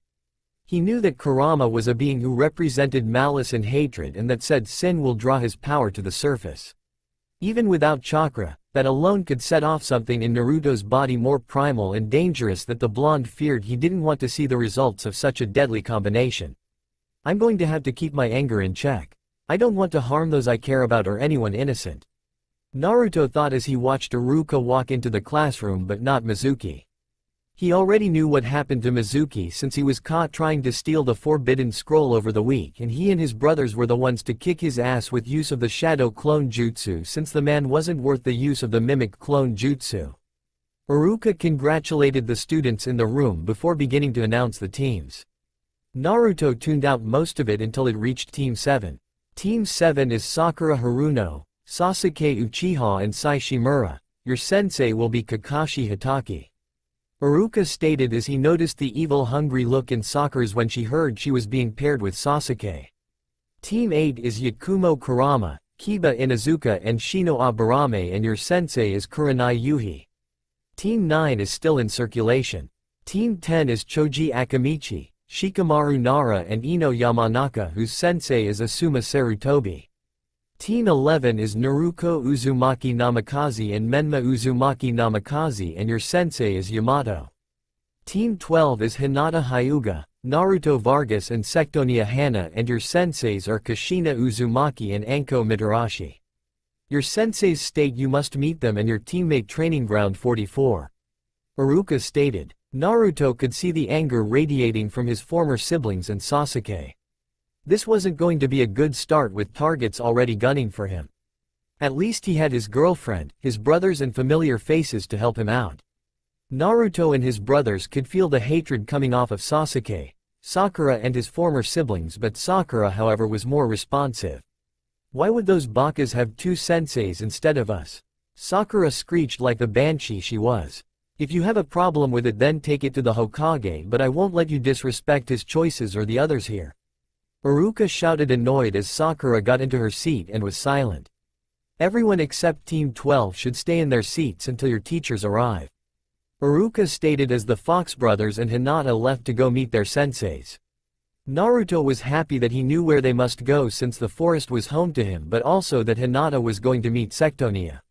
He was a bit nervous on how they'll react to each, but she did need a friend and Hinata was the perfect choice. It took a bit of time getting there since Naruto thought it'd be nice to walk instead of teleporting everywhere. The four arrived to the gate to be greeted by Kushina, Anko and Sectonia. Apparently Sakansha was wearing new clothing since her clothing did bring unnecessary attention to herself. She wore a gray fishnet shirt with a violet heart on it, a violet open jacket with white cuffs with 4 slits on the back for her wings to come out of easily, black embu pants, and a pair of combat heels that Naruto had invented since she was uncomfortable in open-toe sandals. She carried her 2 staffs on her back by a silver strap. Hey Kushina-sensei, Anko-sensei and Sectonia-chan. Sorry if it took a bit longer. I thought it would be better to walk here than just teleport. Naruto said with a bow in respect. Hey Kushina and Anko, lovely day isn't it? Alucard added. Hey mom and hey miss pretty lady. It's good to see you again. Roxas shouted bouncing up and down. Did Roxas call me his mother? Aw, he's so adorable. Kushina thought with a smile on her face. Roxas is like a little child who's innocent and pure. He doesn't easily hold grudges and would speak his mind with no worry. That's my little brother. I hope he never changes. Naruto thought with a smile on his face. Glad to see you made it, Gaki. You 3 sure have grown since I last saw you. This is going to be fun. Now let's start this little squad meeting since someone has a council meeting soon. Anko stated as the group sat down on some logs. We'll be telling about ourselves from our name, likes, dislikes, hobbies and dreams for the future. I'll start first. My name is Kushina Uzumaki. I like my family, ramen, friends and my 2 foster sons. I dislike perverts, creeps and pedophiles. My hobbies are cooking, training and gardening. My dream has already been fulfilled, which is having a family. Kushina explained turning to Anko. My name is Anko Mitarashi. I like working at T&I, torturing, snakes and 3 certain fox brothers. My dislikes are perverts and a certain pedophile snake. My hobbies are torturing and raising snakes. My dream is confidential. Anko stated as she faced Sectonia. My name is Sectonia Hana. I like bees, flowers, Naruto and honey. I dislike darkness and possessed mirrors. My hobbies are gardening, fencing and practice with my staff. My dream is to redeem myself from my past and become a kind person that will protect others. Sectonia answered, getting smiles from the group as she turned to Hinata. My name is Hinata Hyuga. I like my family, friends, flowers, Naruto-kun and his brothers and cinnamon buns. I dislike the caged bird seal and rude people. My hobbies are flower pressing, practicing my gentle fist and hanging out with friends. My dream is to unite my clan and to abolish the caged bird seal. Hinata stated as she looked at Naruto. My name is Naruto Vargas, or go by Uzumaki Namikaze. I like ramen, my friends, my brothers, my mom and dad, Hinata-chan and Sectonia-chan. My dislikes are arrogant people, those who misuse their bloodlines for their own benefit and darkness. My hobbies are inventing, riding on the Fox Star, playing games with my brothers and friends and training. My dream is to explore the world with my siblings and meet new people. Naruto stated as he looked at Alucard. My name is Alucard Vargas. I like ramen, my brothers, my late father, my new family, friends and music. My dislikes are people who judge by looks and cooked eels. My hobbies are playing instruments, singing, training and pranks. My dream is to find out if there are others like me somewhere in the world. Alucard stated as he looked at Roxas, who bounced happily in his seat. My name is Roxas Vargas. I like ramen, playing games, my family, my late father and dancing. My dislikes are people who pick on others for their size, being underestimated by my looks and those who hunt foxes. My hobbies are pranks, exploring, dancing, and helping others. My dream is to become a legend and the world's greatest performer. Roxas stated as he twirled in place before flipping and posed, earning some claps from the group. Now then, you know that the academy is used to choose who has potential in becoming a ninja, but there is still one more test for you to face in order to become real ninja. Each squad has its own unique mission and usually we do it today, but since there has been a council meeting made today, it will have to wait. You can use this spare time to prepare for our test tomorrow, so make sure to come to the Forest of Death at 8 o'clock in the morning. Oh, and don't eat breakfast tomorrow or you'll puke. Kushina explained as the two senseis disappeared into a cloud of smoke, leaving the new team bewildered. Well, that was fast. Alucard stated, trying to remove the silence around them. Yeah, let's make sure to eat breakfast tomorrow if we're going to pass this test. By the way, Sectonia, my friends and I having to get to know each potluck today. We thought it would be a good idea to get know some of my friends and get more comfortable in the leaf. Naruto explained. That sounds nice. Kushina was showing me how to bake earlier, so I'll bring a cake to the potluck. What are you guys going to bring? Sectonia asked curiously. I'm going to bring some sticky buns. Hinata answered. I'm going to bring a grill and make some burgers and hot dogs. Alucard stated. I'll supply the condiments, plates, bowls, utensils and bring some rice balls. Naruto answered. And I'm going to make some takoyaki and mochi. Roxas said happily. Those sound really good. Where are we meeting at? Hinata asked. At the park. Lee's team should be back from their mission by now. Could you do me a favor and tell their sensei about the potluck? I don't want to forget about anyone. Naruto explained. Sure, I'll make sure I tell them. It was nice seeing you, Naruto-kun, Alucard-san, Roxas-san and Sectonia-san. See you at the potluck. Hinata spoke with a bow as she left the group. You can come out now. Naruto stated, noticing three Anbu appearing before him, but they weren't ones he recognized. They were wearing blank masks with a kanji for root on it. Who the hell are you?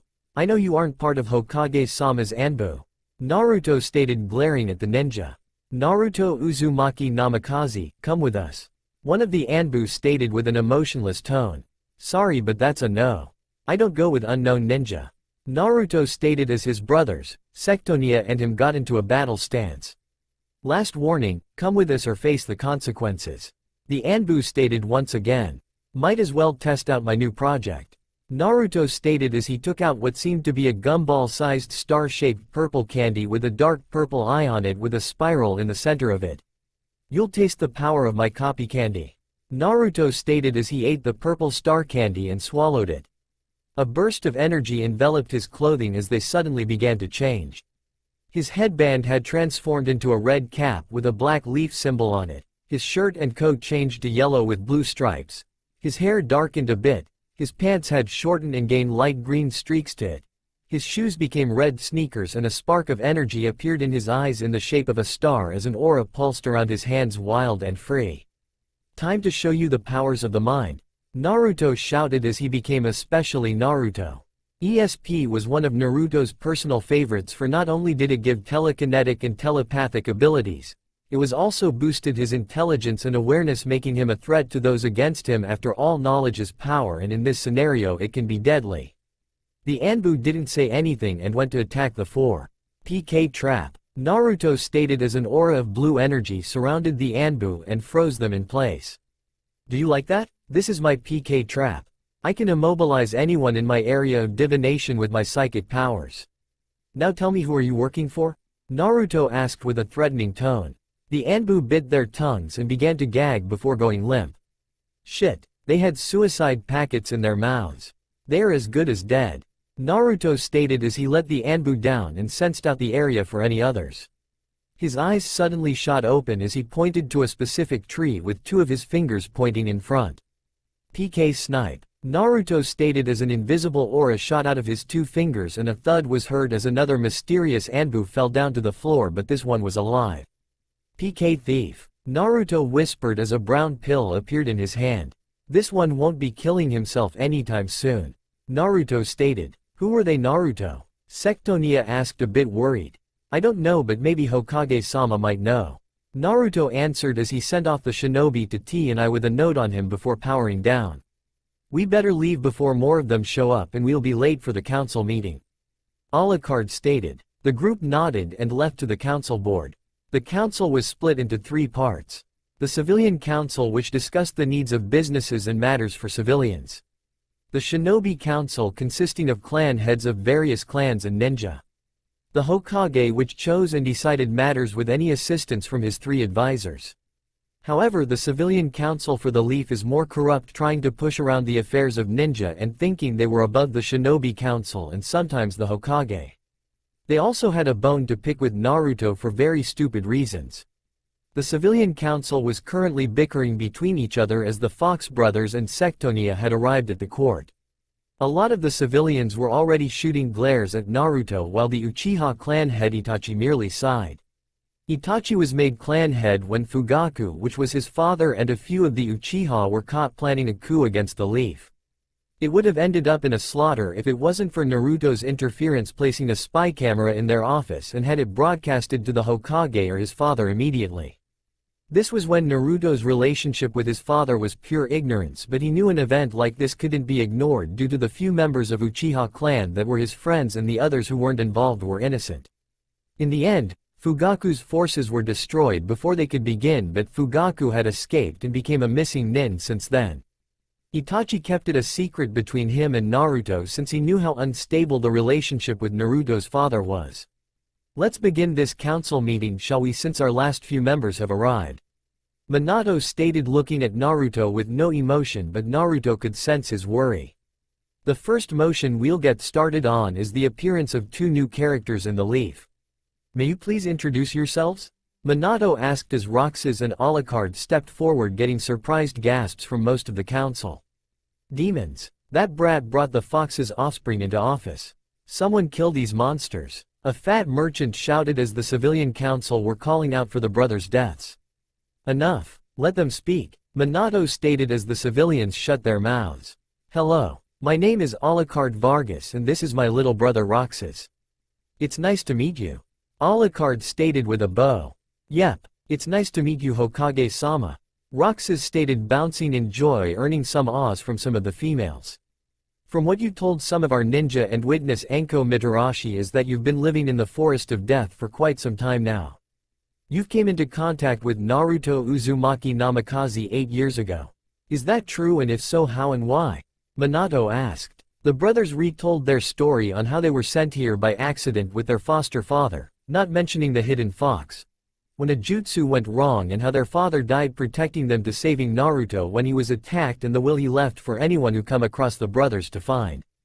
It touched a lot of the clan's hearts and even moved some of the civilians who were still good-natured.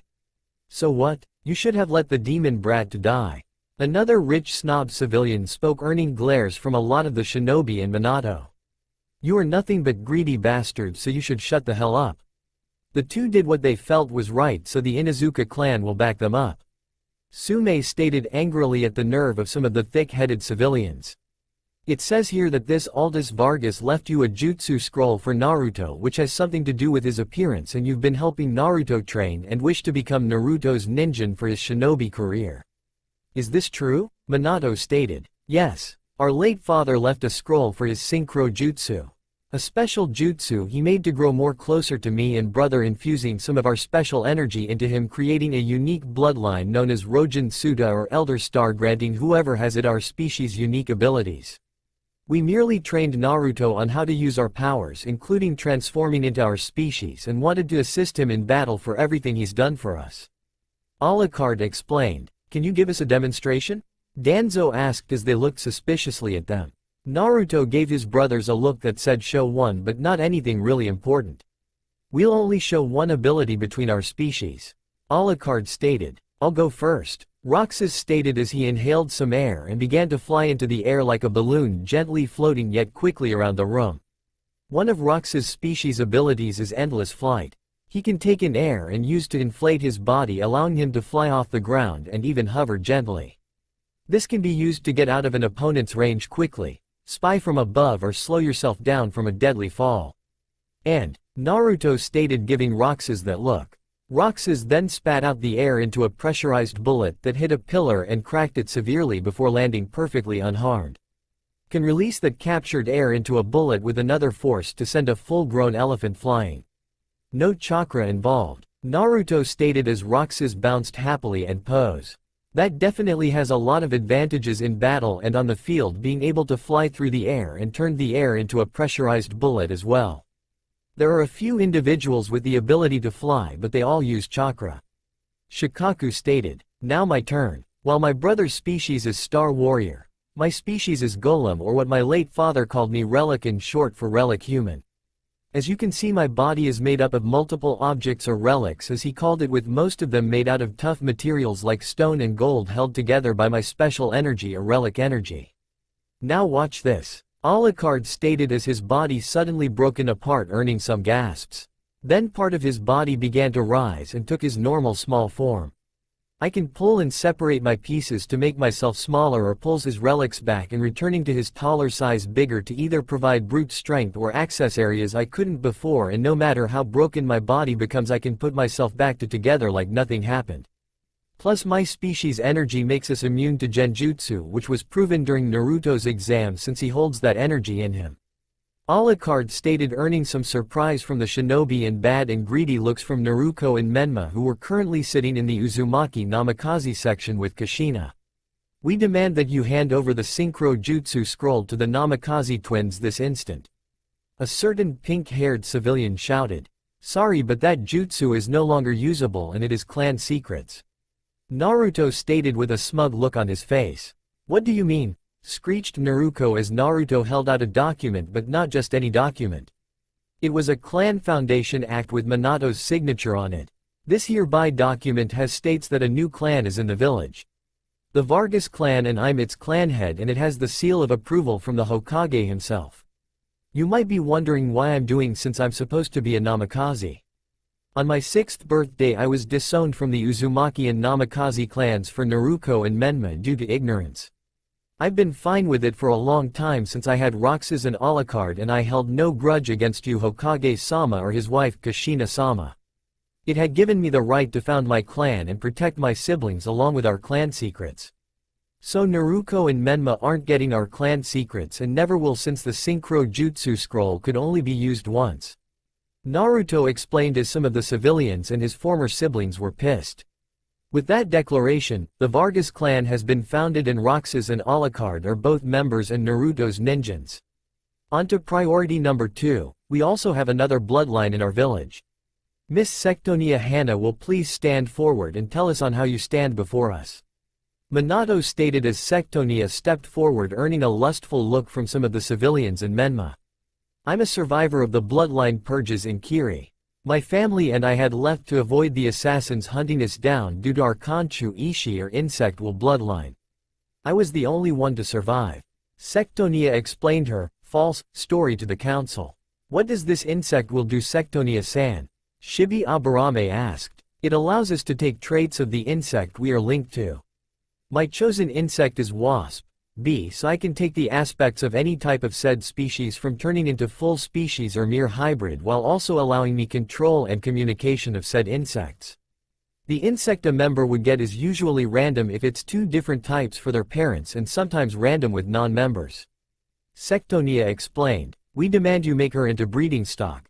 Another civilian shouted, earning further glares from the shinobi while Naruto slammed his fist down, getting everyone's attentions. I hereby enact that Sectonia is under protection by the Vargas clan until further notice.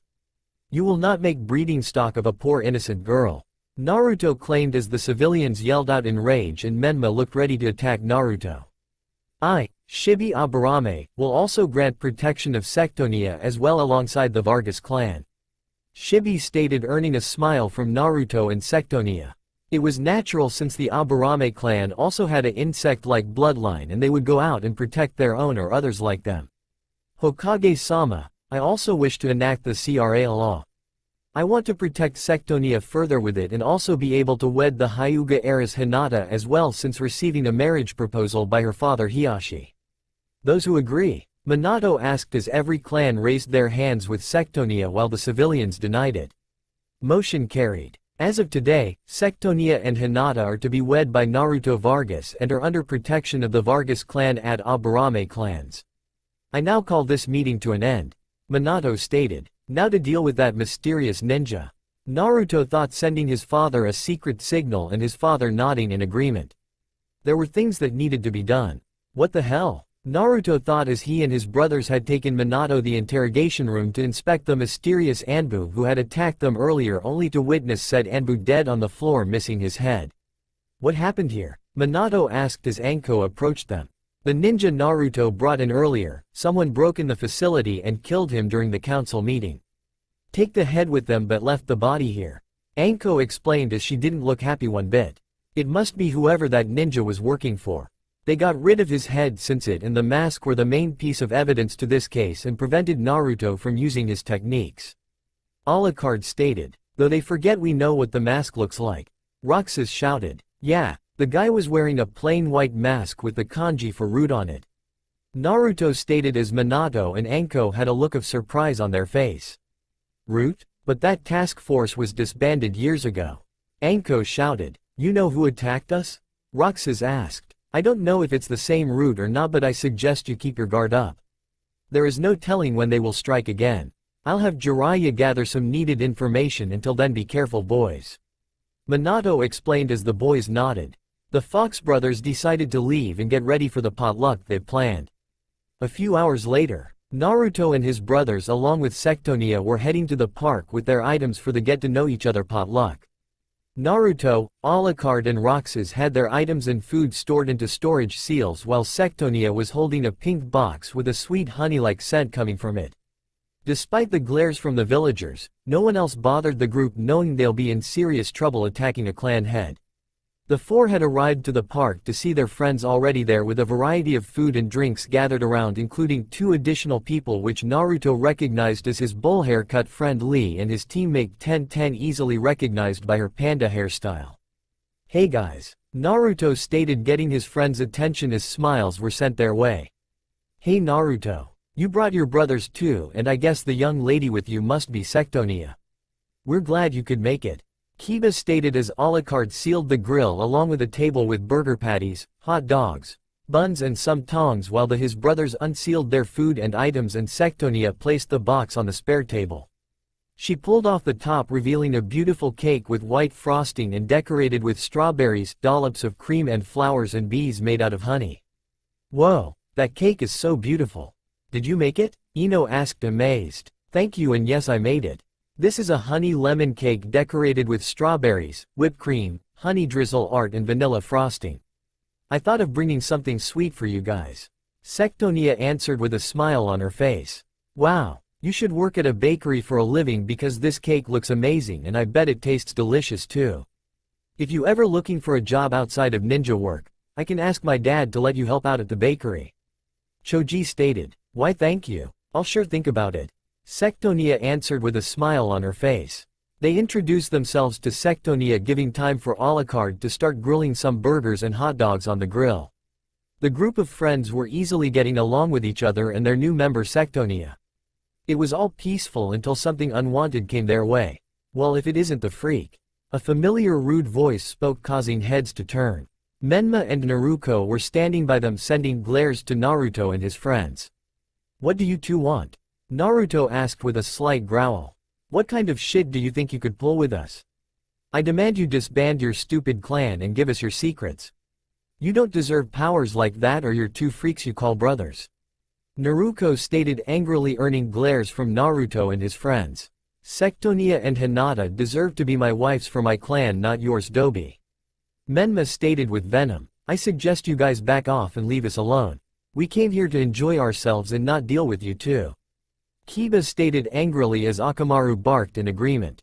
"I am not disbanding my clan and handing over my friends and brothers. I don't hold a grudge against your parents, but I do with you both. You both are nothing but greedy, spoiled brats who throw a tantrum for not getting what they want. Leave now, because do you really want to start a fight with a clan head and a group of clan heirs and two-leaf shinobi?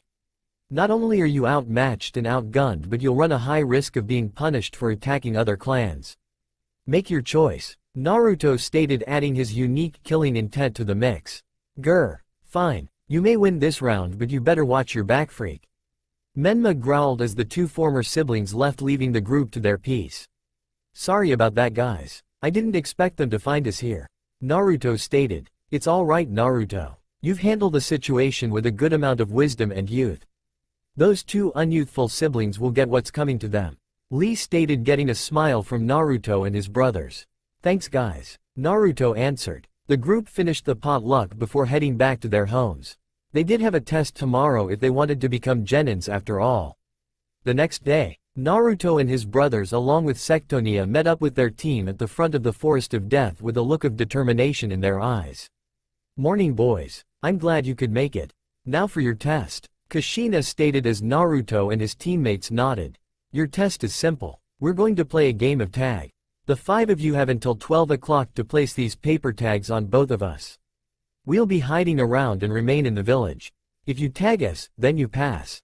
Fail and we'll tie you to a tree and make you skip out on lunch until you try again." Anko explained, handing a few tags to Naruto's group before they disappeared in a swirl of leaves. "Alright guys, take these," Naruto stated as he handed his brothers and teammates some wrist communicators. "Attach these to your wrists and we can use them to communicate with each other from anywhere in a 40-mile radius. We need to work together if we want to tag one of our senseis before time runs out. I've got a plan and I need you guys to work with me on it," Naruto stated as they huddled up and told them his plan. They then separated, ready to put their plan into action. Anko was hidden in the forest by the Hokage monument, while Kushina was hidden in a location near the monument. Both of them were fully alert of their surroundings and was looking down the village from the height they were currently at. No sign of Naruto and the others yet. "I wonder where the Gaki went to?" Anko asked questionably. "I don't know, but if they don't hurry up then they'll fail," Kushina stated as a large shadow flew past them. They merely thought it was a cloud before they realized something. It was a sunny day and there wasn't a single cloud in the sky. They looked up to see Sectonia in her queen form with both of her rapiers in her hands, diving towards the duo. "Shit," Anko shouted as both of them split up to avoid the giant wasp queen from slashing them. "Now for part 2. Sectonia stated through the communicator before creating a copy of herself and went after the two kunoichi. Kushina was running through the street, avoiding the giant wasp queen chasing her. She quickly ducked into the woods, avoiding a blade trying to strike her. She stopped when she noticed she wasn't being followed. "Did I lose her? I know a place like this will make it very difficult for her to follow me with being that size." Click. She turned, hearing click-like sounds around her, but she couldn't pinpoint where it was coming from until she felt something breathing down her neck. She slowly turned around as her eyes widened. Naruto was behind her, but his body from the waist down was that of a spider's, with the kanji for fox on his thorax, 6 legs equipped with claw-like appendages, no doubt used for grabbing. He had 8 eyes, with one half red and the other blue. His headband had turned into a bowler hat with leaf plate on it. There was a hole underneath his wrists and 2 insect-like jaws were poking from the side of his mouth. Hello mother. Naruto shouted as he attempted to grab his former mother, who jumped out of his grasp and ran. Her spider son was following after her, leaping from tree to tree with ease and shooting webs from his wrists at her. She had tears in her eyes because, like a lot of females, she hated spiders, and Naruto knew it all too well. She then found herself pulled down to the floor as the grass in front of her lifted to reveal another spider like Naruto. Then the next thing, she was grabbed by him and dragged into the ground as the grass covered her up. The other Naruto fell apart and turned into a pile of spider web, which Sectonia noted, knowing it was time for part 3. Anko had found herself in an abandoned part of the village, which she was surprised since there was always poor or yakuza living in this part of town. Seems I've lost her. I did not expect Naruto's girlfriend turning a giant rapier-wielding bee. Damn Gaki, Anko stated when she suddenly heard growling. She armed herself with a kunai and readied herself for the threat. She then saw a large stone paw peeked from an alleyway. The paw belonged to a large 20-feet stone fox, who she no doubt guessed was Alucard, and riding on top of him with a bow and arrow in her hands was Hinata. Hinata was wielding a high-tech bow made out of some kind of silver metal with yellow highlights, a quiver with over 50 strange metal arrows stocked inside, and a metal arrow ready to be let loose. Oh shit, Anko stated as she started running while Hinata began to fire arrows at her while Alucard gave chase. The duo had cleared the district, knowing that they didn't want any unneeded interference from the people who lived there. Anko was doing everything she could to avoid the assault of arrows, but she couldn't counter due to Alucard using his tail to block any projectile aimed for Hinata. He also didn't make it any easier for Anko either by shooting some of his relics at her, which returned to him when he passed by. They had her stuck in a straight line since going into an alleyway wasn't an option due to the accuracy of the arrows keeping her from turning in their rapid succession. They're leading me somewhere, but where exactly? Anko thought as she noticed a large wall made out of mirror glass standing far ahead of her. They seriously think a large wall of glass is supposed to stop me? Sorry kiddies, but you have to try harder. Anko stated as she was ready to burst through the mirror when something grabbed her armor the moment she got close to the glass. It was a foxtail that was peeking from the mirror, and she looked at it to see Roxas wearing blue and white striped jester hat, and a staff was inside the very mirror. Got you, Roxas stated as she was pulled into the mirror, and Hinata and Sulamaru teleported away. Anko had now found herself tied up at the entrance to the Forest of Death with Kushina, both of them tied up and had the tags on their foreheads. Surrounding them was a smiling Naruto, Roxas, Hinata, human Sectonia, and Hinata. We win senseis. Naruto answered with a big fox-like grin on his face as Roxas and Alucard cut the ropes, letting their senseis free. How did you guys do all that stuff? We know Hinata can do archery since we've seen you teach her during your spare time, but what's with those other forms? Anko asked, completely interested. Something special I came up with over the years living with my brothers, while Sectonia's was her own capabilities. Naruto explained. I'll explain once you guys meet us back at my home, but we figured that the main goal of the test was teamwork since it's a tradition to every team in the Leaf. Alone we're strong, but together we can be unstoppable. Alucard answered, earning a smile from Kushina and Anko. Well, congratulations. You 5 are officially genin in a team. We expect a lot of great things from you. Now why don't we go out and get some dango to celebrate? Kushina stated, earning a cheer from her genin and Anko as they went off to celebrate. Minato had seen how the whole test went, and he felt he couldn't be even more prouder. Naruto had came up with a great plan, and every member of his team worked together to complete the task, plus he had a kick watching his wife and Anko get chased around like that. They no doubt grow to become a force to be reckoned with. I'm pretty sure of it. Minato answered with a smile on his face, then proceeded to watch the other teams. At the end of it, Team 7, 8, 10, 11 and 12 had passed the genin exam. A few weeks later, Naruto and his teammates had been doing D-ranked missions around the village. It went from walking dogs to picking vegetables, helping out at a bakery, and a lot of other cases that were considered chores to a lot of people. They didn't really complain since they were being paid for it, and everyone was helping out, including Kushina and Anko. Today was their last D-ranked mission, which consisted of catching a stray cat known around the village as Tora. Tora was the daimyo's wife's cat who had a bad habit of running away and causing trouble in the village. Genins called Tora the cat from hell due to it being aggressive enough to give every genin a hard time. Come in. This is Habanero speaking. Can you read me? Kushina voice spoke through the communicator somewhere in the woods where the cat was last spotted. This is Queen Bee speaking from Point A. Sectonia's voice answered. Star Fox coming in from Point B. Roxas answered. Snake Queen speaking from Point C. Anko said. Ancient Fox reporting from Point D. Alucard's voice spoke. Miss Lavender speaking from Point E. Hinata's voice spoke. This is Professor Fox coming from Point F. I have visual of the target. Is trap in place? Naruto asked. Trap in place. Target is heading for it. Wait for it. Go go go go. Kushina spoke as the group of genin took off and triggered their trap. There was loud yowl of a cat and a clink of metal as an orange and black striped cat was found caught in a cage with a ribbon on its ear and a plate of fish inside. Ribbon on the right ear. Yep, that's Tora. Kushina stated as Anko and the genin were smiling. Now for the annoying point. Trying to keep this mission from popping up again. Anko sighed only to be greeted by a smiling Naruto. He had something in mind. Team 12 came into the mission office which had Minato and some Chunin in charge of the mission while the daimyo's wife was standing there with a smile on her face. Before I give you Tora, miss, can I ask you question? Do you used to be a dog owner? Naruto asked. Why yes. Do you know something about Tora's behavior? She asked. Well, I believe I know why Tora might have been running away. You can't be rough to cats as you are to dogs since cats are more of a calmer and laid-back animal. Have you tried stroking Tora gently instead of hugging him tightly? A gentle approach will keep Tora happy and him from running away again. Naruto explained as he handed Tora over to her.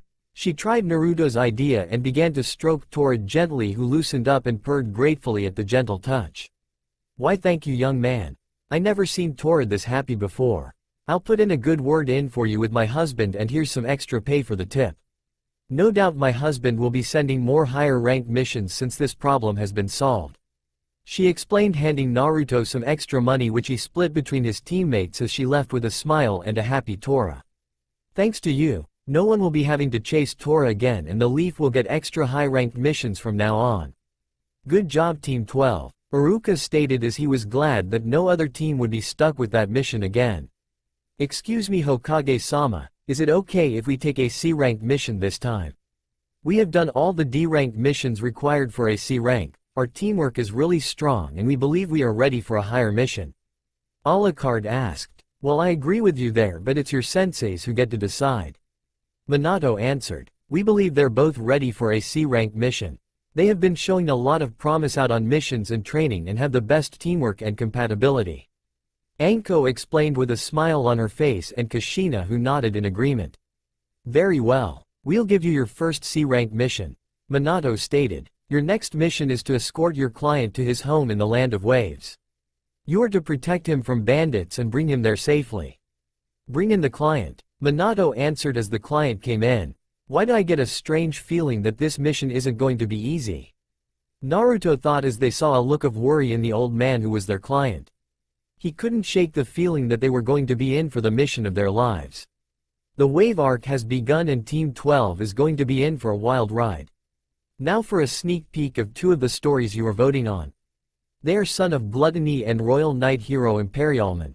Starting now. Royal Knight Hero Imperialman, My Hero Academia and Digimon crossover. Help! A voice cried out from the alleyway next to him. What? Izuku asked as he felt a pull towards him. A pull to someone who needed a hero. Without thinking he ran down the alleyway to see someone being attacked. It was a small blue and white-faced baby dragon with red eyes, zigzag horns and a long tail who was being cornered by a bunch of kids 10 years older than Izuku. They're 3 kids and they all had animal quirks, one was a crocodile, one was vulture and the other was a hydra. They were beating the poor little guy. Hey, leave him alone, Izuku shouted, getting the bullies and the bullied attention. Run, these guys are sickos. The blue dragon squeaked only to get kicked by the hydra kid. I know you. You are one of those quirkless kids going around here. My little brother told me about a kid in his class who didn't have a quirk and you match his description perfectly. Yelled the hydra kid. What do I do? There's no way I can take on these guys without any powers. I'll get killed. I should find a hero. I should. Izuku's train of thought had stopped when he saw the look of the baby blue dragon kid, mainly his eyes. The eyes of someone in need.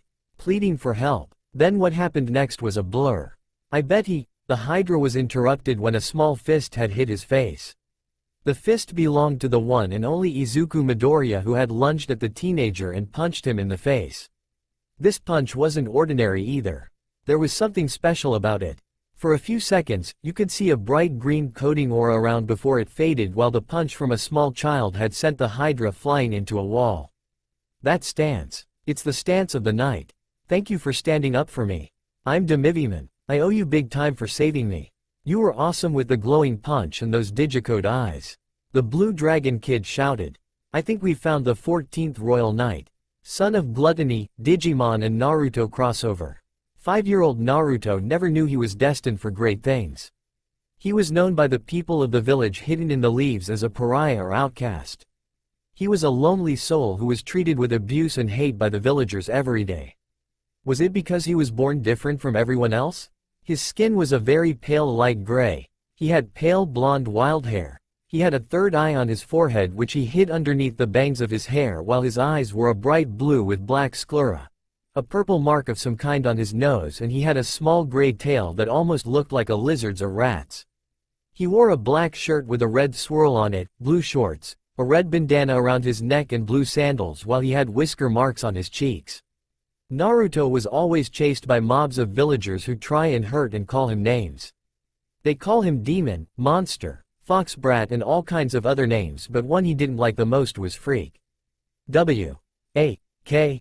A voice echoed through the darkness. Who's there? Naruto thought. Wake up, master, the voice spoke once more. B.E. Naruto thought. You're almost there. Wake up and speak our name. The voice spoke once more, sounding like two people instead of one. Bajirena. I am now Balman, the son of Beelzemon and inheritor of the Bajirena and Behemoth. An old man with the looks of a bridge builder and reeked of alcohol had walked into the room. Seriously? This is my protection? 3 brats, a plush toy and a statue. I feel so protected. The old man stated, only to feel something fly past him. It was a fireball, arrow, bolt of lightning, and 3 fists that formed a large hole behind him, courtesy of Team 12's Jounin, who were sporting glares. What was that? Roxas asked, giving a hard glare infused with killing intent. Despite Roxas being adorable, he can give one menacing and unnerving glare. Never mind. I'm Tazuna and I'm a bridge builder. I'm building a bridge in Wave and need someone to keep me safe when I go back. Tazuna explained. Don't worry. You're in good hands. Naruto stated, clutching onto the fox star pendant around his neck. Alright, prepare to leave tomorrow at 8 and make sure to grab provisions and the bare necessities. Dismissed. Anko stated as they left to go prepare for tomorrow. Luckily the group didn't run until the Namikaze siblings, Sasuke or Sakura either. Naruto had walked Hinata home before taking his brothers and Sectonia home with him. So big brother, what are you going to pack? Roxas asked as the group walked inside the hidden fox. Some food, water bottles, I'm going to bring some of my copy candy, shurikens, kunais, paper bombs, food pills, chakra pills, and some spy bots. We should try using the battle room for some more experience. A brand new mission had popped up, so I thought we could go ahead and try it. Naruto explained. The training would be useful. Might as well give a hand on it. Sectonia answered. The group then headed towards the battle room for a good dose of training before their next mission.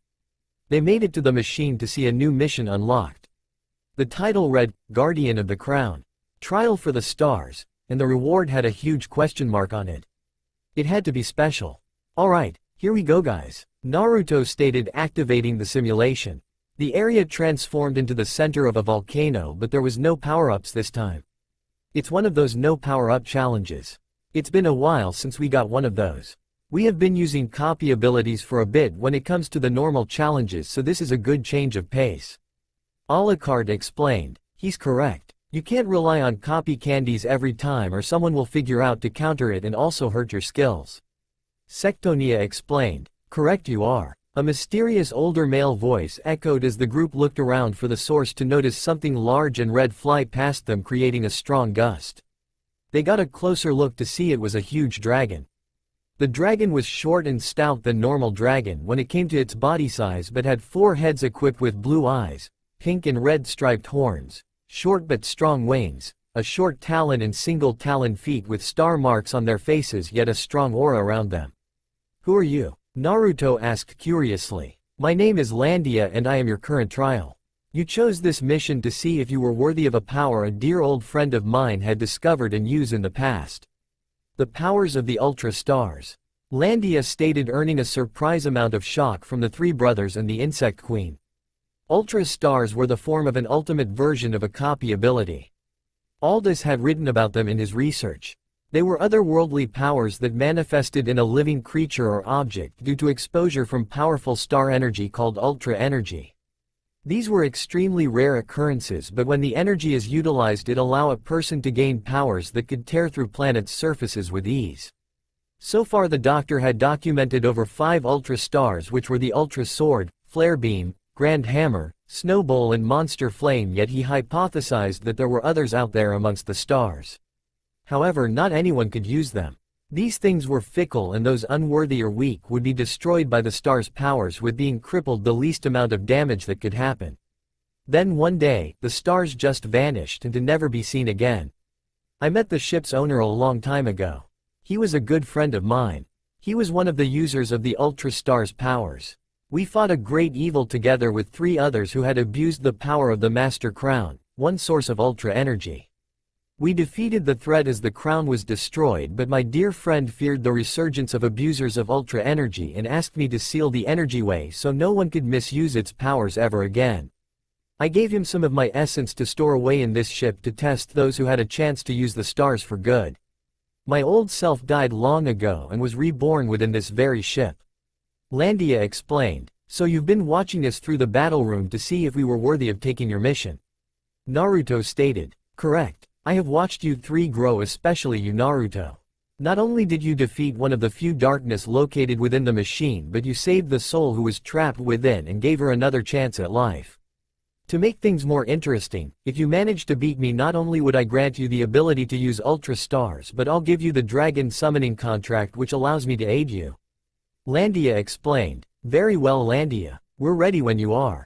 Naruto stated. Very well. With my power, I declare this trial to begin. Hath at thee. Landia roared as his health gauge appeared. Landia was the first to make a move by flying towards them and spinning like a drilling bullet, causing the 4 to leap out of the way of the vicious attack. Naruto immediately started going through hand signs as Landia circled back for another attack. Fairy style. Mystic Gale Jutsu.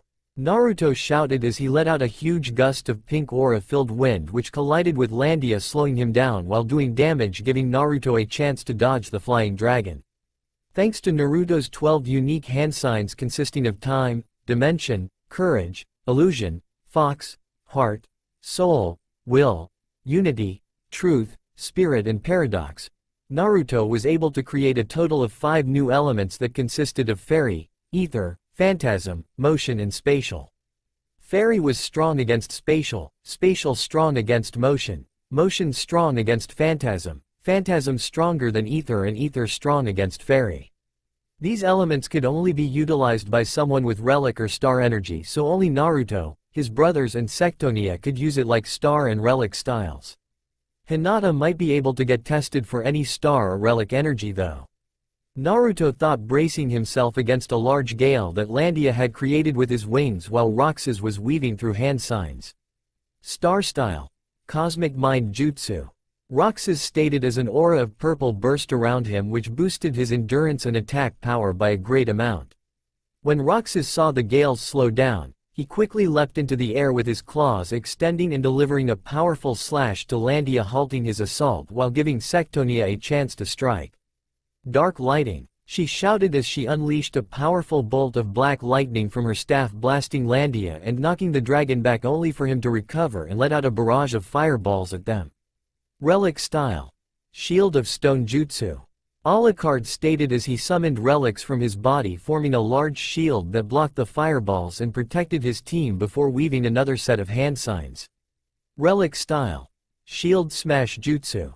He shouted as he fired the shield at Landia, striking the dragon multiple times and doing severe amounts of damage before the relics returned back into Alucard's chest. Naruto shot out forward as a sphere of star energy formed in his open right hand as he rushed forth. Star style. Stardust Rasengan. Naruto shouted as he pressed the sphere against Landia, who repeated his spinning charge attack only for the sphere to submerge Landia and sending him flying back into the volcano's wall surrounding him in a big cloud of smoke. They had managed to reduce Landia's health bar down to half only to hear a loud roar that echoed almost 4 times. Suddenly 4 single-headed and smaller Landias shot out of the smoke enveloped in fire heading straight towards them. Scatter! Naruto shouted as the 4 jumped out of the way dodging the smaller dragon's attack. Who knew he could split himself into 4, but he ain't taking us down. Naruto declared as the 4 dragons circled back once more to strike at the group. Relic style.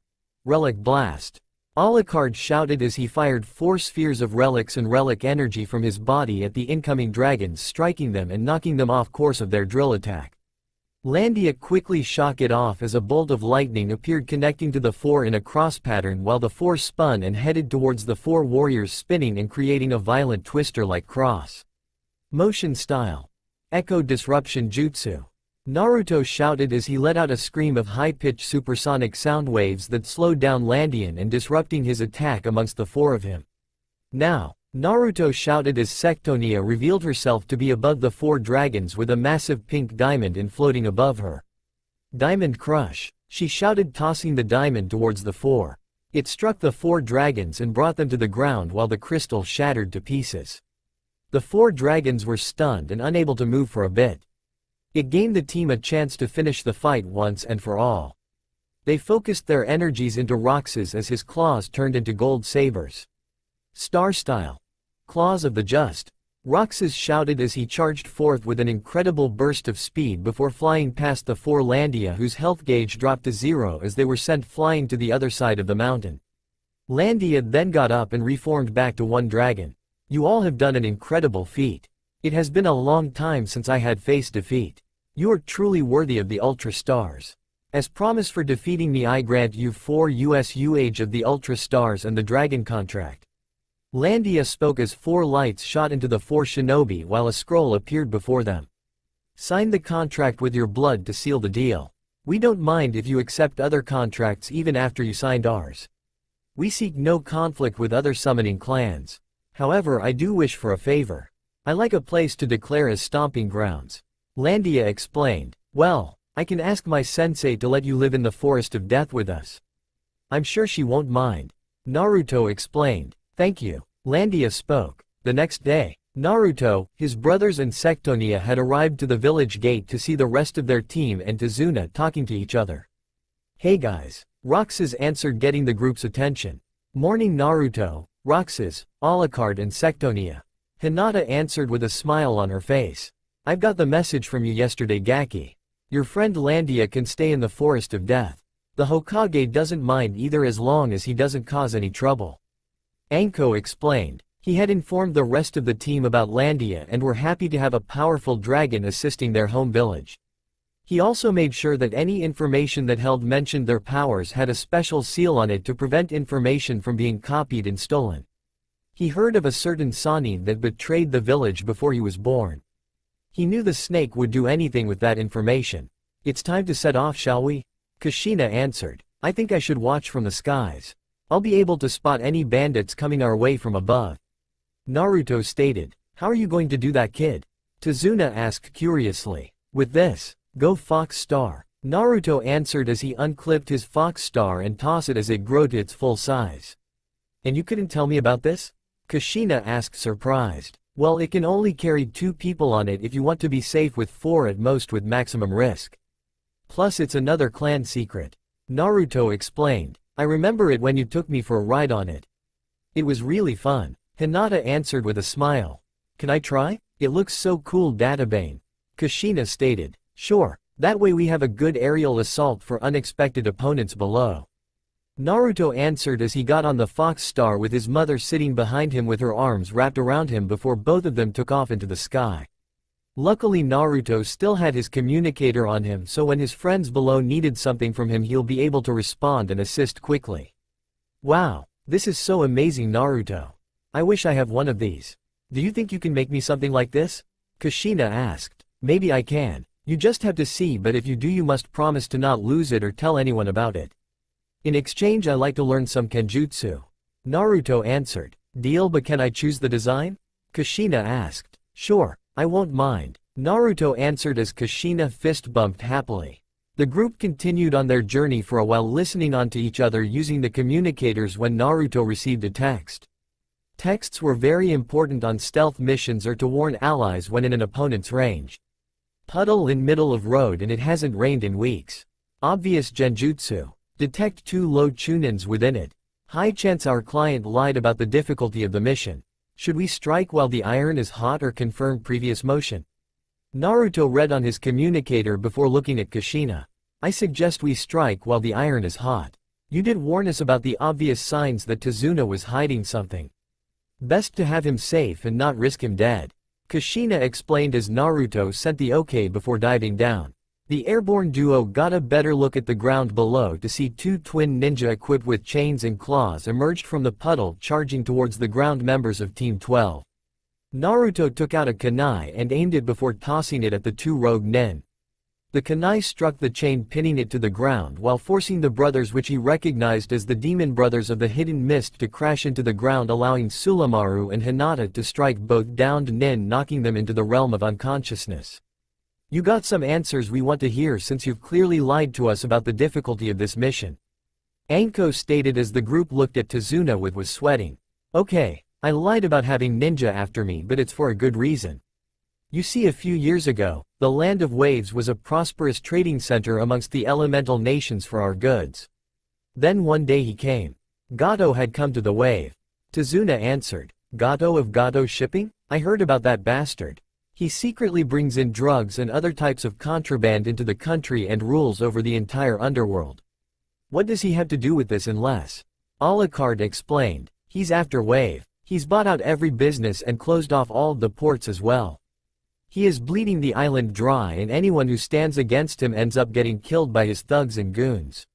My home is dying and my bridge is the only hope we've got to free ourselves from poverty and Gato's reign. My family is in danger the longer we talk. I'm begging you, please don't back out of this mission. We've suffered so much and won't be able to survive if this keeps up. Tazuna explained as the group thought about it until Naruto stepped up. I'm in. We can't let an innocent nation being crumpled and destroyed. That tyrant, and from the looks of Tazuna's eyes he has already lost someone close to him. We are the last hope for Wave. Naruto stated as Tazuna looked surprised. I'm agree with Big Brother. We can't let that jerk hurt any more people. We have to continue the mission and protect Tazuna at all costs. Roxas shouted, joining in. Same here. We aren't let this kind of scum continue his path of destruction. Alucard answered. I agree with Naruto-kun and his brothers. We can't let any more innocent people die and doom an entire country. Hinata answered. I know how someone like Gato leave the country if this continues. I made a vow and I'm going to keep it. Senseis, let us continue the mission. We can get paid after Wave is back on their feet again. Sectonia answered as it all came to the senseis, who looked at each other and nodded. We'll continue the mission. It'll make us look bad if we didn't, plus us Uzumaki bring family first. We can't let this continue any further. You've got a deal, Tazuna. Kushina answered as Tazuna was surprised and filled with hope. Thank you so much. I promise to pay when Wave is back on its feet once more. Tazuna answered. We'll have to be ready because the next ninja they'll send will no doubt be Jounin rank. Naruto stated as the group nodded. Their mission was only just beginning. That's all for now. If you enjoy, then please like, share and do comments.